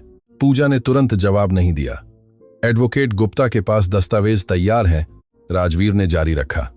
लेकिन इससे पहले कि तुम कुछ भी हस्ताक्षर करो, मैं चाहता हूं कि एक बात स्पष्ट हो जाए। क्या? पूजा ने पूछा। यह कोई एहसान नहीं है। यह अर्जुन के साथ जो हुआ उसके लिए कोई पहचान नहीं है। यह कुछ भी नहीं है जिसे मैं तुम्हारे लिए बना रहा हूं। उनके शब्द धीमे और सटीक थे, जैसे किसी ऐसे व्यक्ति के जिन्होंने इस पल का अभ्यास किया हो, इसलिए नहीं कि यह परिपूर्ण हो, बल्कि इसीलिए कि यह सच्चा हो। यह कुछ ऐसा का सुधार है जिसे महीनों पहले हो जाना चाहिए था और नहीं हुआ क्योंकि कोई नहीं देख रहा था। अब कोई देखता है और यह बदलने वाला नहीं है। पूजा ने उन्हें एक पल तक देखा जिसका वजन पिछले सब कुछ का था। ट्रैफिक लाइट, बोर्ड रूम, कुर्सी का किनारा, क्लिनिक में बिस्तर का किनारा, अर्जुन के उस सुबह के 8 कदम। क्या मैं हस्ताक्षर करने से पहले इसे पढ़ सकती हूं? उसने पूछा। बेशक, एडवोकेट गुप्ता ने फोल्डर को उसकी ओर सरकाते हुए कहा। पूजा ने उसे खोला, हर पृष्ठ को अपनी उस ध्यान से पढ़ा जो पंक्तियों को नहीं छोड़ती थी और सारांश पर भरोसा नहीं करती थी। जब वह अंत तक पहुंची तो उसने वेतन को फिर से पढ़ा, फिर उसने फोल्डर को सावधानी से बंद कर दिया। मेरी एक शर्त है, उसने कहा। राजवीर ने थोड़ी सी भौहें चढ़ाईं। अगर मैं शिफ्ट की निगरानी करूंगी, पूजा ने जारी रखा, मैं चाहती हूं कि टीम के लोग जानें कि अगर उन्हें कोई मुश्किल स्थिति है तो वे मुझसे बात करने आ सकते हैं। इसलिए नहीं कि मैं उसे हल करूं, इसलिए कि इस इमारत में कोई उन्हें सुने इससे पहले कि उन्हें अकेले वह हल करना पड़े जिसे किसी को अकेले हल नहीं करना चाहिए। सन्नाटा। एडवोकेट गुप्ता ने राजवीर को देखा, राजवीर ने पूजा को देखा। यह कोई शर्त नहीं है, उन्होंने अंत में जवाब दिया। यह ठीक वही है जिसके लिए यह पद है। पूजा ने पेन उठाया, मेज पर दोनों हाथों से हस्ताक्षर किए। हमेशा की तरह उस दोपहर पूजा इमारत से मुख्य दरवाजे से बाहर निकली, सेवा दरवाजे से नहीं। यह कोई नाटकीय निर्णय नहीं था और न ही कोई सोची समझी हरकत। यह बस तीसरी मंजिल से बस स्टॉप तक का सबसे सीधा रास्ता था। लेकिन जब उसने उस कांच के दरवाजे को धक्का दिया और अपने हाथ में खाली डिब्बे और पीठ पर बैग के साथ एवेन्यू पर निकली, तो उस छोटे से विवरण में कुछ बहुत बड़ी चीज का वजन था। अनन्या, जो उसी समय बाहर निकल रही थी, ने उसे देखा और बिना कुछ कहे मुस्कुराई। दोनों चुपचाप कोने तक साथ चले। यह उस तरह की चुप्पी थी जो केवल उन लोगों के बीच मौजूद होती है जिन्हें अब सहज महसूस करने के लिए इसे भरने की जरूरत नहीं होती। कोने पर अनन्या दाहिनी ओर मुड़ गई। पूजा सीधे स्टॉप की ओर बढ़ती रही। पूजा, अनन्या ने मुड़ने से पहले बुलाया। पूजा मुड़ी। तुम्हारे लड्डू के लिए अगले हफ्ते के ऑर्डर पहले से ही आ चुके हैं। 4थी मंजिल पर ही 9 डिब्बे की पुष्टि हो चुकी है। पूजा ने उसे अपनी उस भाव से देखा जो आश्चर्य नहीं था बल्कि पहचान था। उन्हें बताओ कि गुरुवार तक मिल जाएंगे। अनन्या ने सिर हिलाया और कोने पर मुड़ गई। पूजा चलती रही। उस रात जब वह घर पहुंची, अर्जुन ने पहले ही रात का खाना गर्म कर लिया था। वह अपनी मां के एप्रन पहने चूल्हे के पास खड़ा था, जो उसे बहुत लंबा लग रहा था। चावल को ऐसी एकाग्रता से हिला रहा था जो अगर पूरी तरह से सच्ची न होती तो हास्यास्पद होती। तुम कब से खाना बनाना जानते हो? पूजा ने दरवाजे से पूछा। आज से, अर्जुन ने बिना मुड़े जवाब दिया। अच्छा हो या बुरा, लेकिन बनता है। पूजा ने बैग रखा, अपने हाथ धोए और बिना कुछ कहे मेज पर बैठ गई। अर्जुन ने दोनों प्लेटों में ऐसी गंभीरता से खाना परोसा जैसे वह कुछ महत्वपूर्ण कर रहा हो। वह उसके सामने बैठ गया, इंतजार किया। आज क्या हुआ? उसने पूछा। तुम्हारा चेहरा अलग है। कैसा चेहरा? एक ऐसा चेहरा कि कुछ बदल गया है, लेकिन तुम्हें अभी तक नहीं पता कि इसे कैसे बताना है। पूजा ने उसे देखा। 12 साल, 12 साल। और वह पहले ही उन चुप्पी को ऐसी सटीकता से पढ़ता था जो उसके आसपास के किसी भी वयस्क ने अभी तक विकसित नहीं की थी। मुझे पदोन्नति मिली है, उसने कहा। अर्जुन ने 1 सेकंड के लिए उसे घूर कर देखा। एक असली वाली, एक असली वाली। वह नहीं चिल्लाया, नहीं उछला। उसकी तरह ही, अपनी मां की तरह ही। वह एक पल के लिए उसे संसाधित करते हुए शांत रहा और फिर कांटा उठाया और ऐसे खाना शुरू कर दिया जैसे यह दुनिया की सबसे स्वाभाविक बात हो कि अच्छी चीजें उन लोगों के पास आती हैं जो उनके हकदार होते हैं। दादी मां सही थीं, उसने आधे मुंह से कहा। किस बारे में? सब कुछ के बारे में, अर्जुन ने जवाब दिया। पूजा खुद को रोक नहीं पाई, वह हंस पड़ी। यह एक छोटी सी सहज हंसी थी, ऐसी जो घोषित नहीं होती, ऐसी जो तब आती है जब शरीर तय करता है कि एक पल के लिए कुछ भी पकड़ना नहीं है। और उस छोटी सी रसोई में एक ऐसे बल्ब के साथ जो अब खराब नहीं होता था क्योंकि पूजा ने उसे पिछले हफ्ते बदल दिया था। चावल की 2 प्लेटों के साथ जो अच्छी या बुरी बनती थीं, लेकिन बनती थीं। मेज पर खाली कांच के डिब्बे के साथ अगले बैच के लड्डू का इंतजार करते हुए कुछ बस गया। जोर से नहीं, आंसुओं से नहीं, भाषण से नहीं, बल्कि उस शांत शांति के साथ जो रहने के लिए आती है। राजवीर उस रात शाम 7 बजे से पहले अपने घर पहुंचे। सिद्धार्थ रसोई में अंडों के साथ कुछ बनाने की कोशिश कर रहा था जो स्पष्ट रूप से उसकी उम्मीद के अनुसार नहीं बन रहा था। रिया, उनकी 15 साल की बेटी, उसे दूसरे तरफ से देख रही थी, जिसमें मनोरंजन और भाईचारे की दया का मिश्रण था। राजवीर ने चाबियां रखीं, अपनी कमीज की आस्तीनें ऊपर कीं और बिना किसी के पूछे रसोई में दाखिल हो गए। आंच कम करो, उन्होंने सिद्धार्थ से कहा, और इसे इतना हिलाना बंद करो, अंडों को समय चाहिए।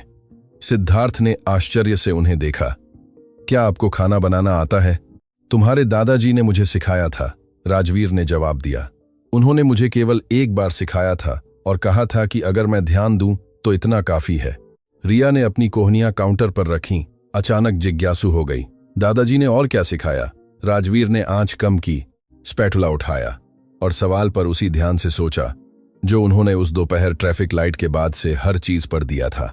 उन्होंने मुझे सिखाया कि एक आदमी का कद इस बात से नहीं मापा जाता कि वह क्या बनाता है, उन्होंने धीरे से कहा, बल्कि इस बात से मापा जाता है कि वह उन लोगों के साथ कैसा व्यवहार करता है जो उसके साथ निर्माण करते हैं। रसोई में सन्नाटा। सिद्धार्थ अंडे देख रहा था, रिया अपने पिता को देख रही थी। और क्या आप इसे भूल गए थे? रिया ने 15 साल की सीधी ईमानदारी से पूछा, जो बोलने से पहले प्रभाव की गणना नहीं करती। कुछ समय के लिए, हाँ, राजवीर ने स्वीकार किया। लेकिन किसी ने मुझे याद दिलाया। किसने? सिद्धार्थ ने पूछा। राजवीर मुस्कुराए।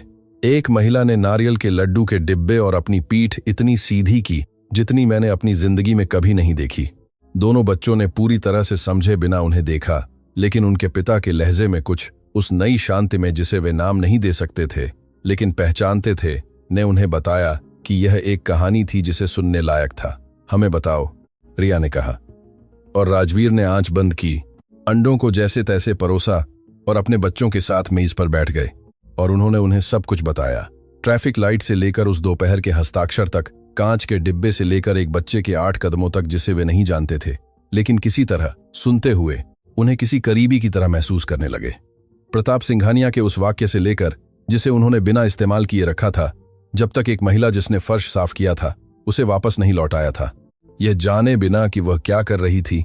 सिद्धार्थ और रिया ने बिना किसी रुकावट के सुना। जब वह समाप्त हुए तो तीनों उस मेज के आसपास चुपचाप बैठे रहे जो बहुत समय से इस तरह की बातचीत से खाली था। सिद्धार्थ ही था जिसने पहले बात की। पिताजी, क्या? हमें बताने के लिए धन्यवाद। राजवीर ने उसे देखा और उस पल में, उस रसोई में, मेज पर अभी भी प्लेटें और बाहर रात और उनके 2 बच्चे उनके सामने थे। उन्हें कुछ ऐसा समझ में आया जो किसी भी वित्तीय बैलेंस शीट ने उन्हें नहीं सिखाया था, कि सबसे वास्तविक धन जमा नहीं होता, साझा किया जाता है, विरासत में मिलता है, धीमी आवाज में बनाया जाता है, हाथों से आटा गूंथते हुए, पीठ सीधी करके, एक कांच के डिब्बे के साथ जिसकी कीमत 20 है और जिसमें कुछ ऐसा है जिसकी कोई कीमत नहीं है। उन्होंने यह सब पूजा राव से सीखा था, उनकी दादी माँ से जिनसे वह कभी नहीं मिले थे, और उनके पिता से जिन्होंने उन्हें हमेशा यह बताने की कोशिश की थी। कुछ दिनों बाद पूजा ने काम पर निकलने से पहले काउंटर पर एक नया डिब्बा रखा। अर्जुन, जो अब बिना किसी सहारे के चलता था, उसके बगल से गुजरा, उसे देखा और बिना रुके कहा, आज सब बिक जाएंगे। तुम्हें कैसे पता? क्योंकि तुमने उन्हें शांति से बनाया है, उसने जवाब दिया। दादी माँ कहती थीं कि जल्दबाजी में बने लड्डू का स्वाद जल्दबाजी जैसा होता है, और ये नहीं। पूजा ने उसे अपने कमरे की ओर जाते देखा, फिर डिब्बे को देखा, फिर उस तरह मुस्कुराई जिसे पूरी तरह से वास्तविक होने के लिए किसी और को देखने की जरूरत नहीं थी, और अपने दोनों हाथों से आजाद होकर अपनी पीठ सीधी करके उस सब के साथ जिसे उसने चुपचाप बनाया था, कदम दर कदम, डिब्बे दर डिब्बे, बिना अनुमति मांगे या दया की भीख मांगे, ठीक उसी चीज के साथ जो उसकी दादी माँ ने उसे सिखाया था कि पर्याप्त है, काम, गर्व और यह निश्चितता कि जो लोग नहीं झुकते वे देर सबेर कोई न कोई रास्ता निकाल ही लेते हैं। वे हमेशा कोई न कोई रास्ता निकाल लेते हैं।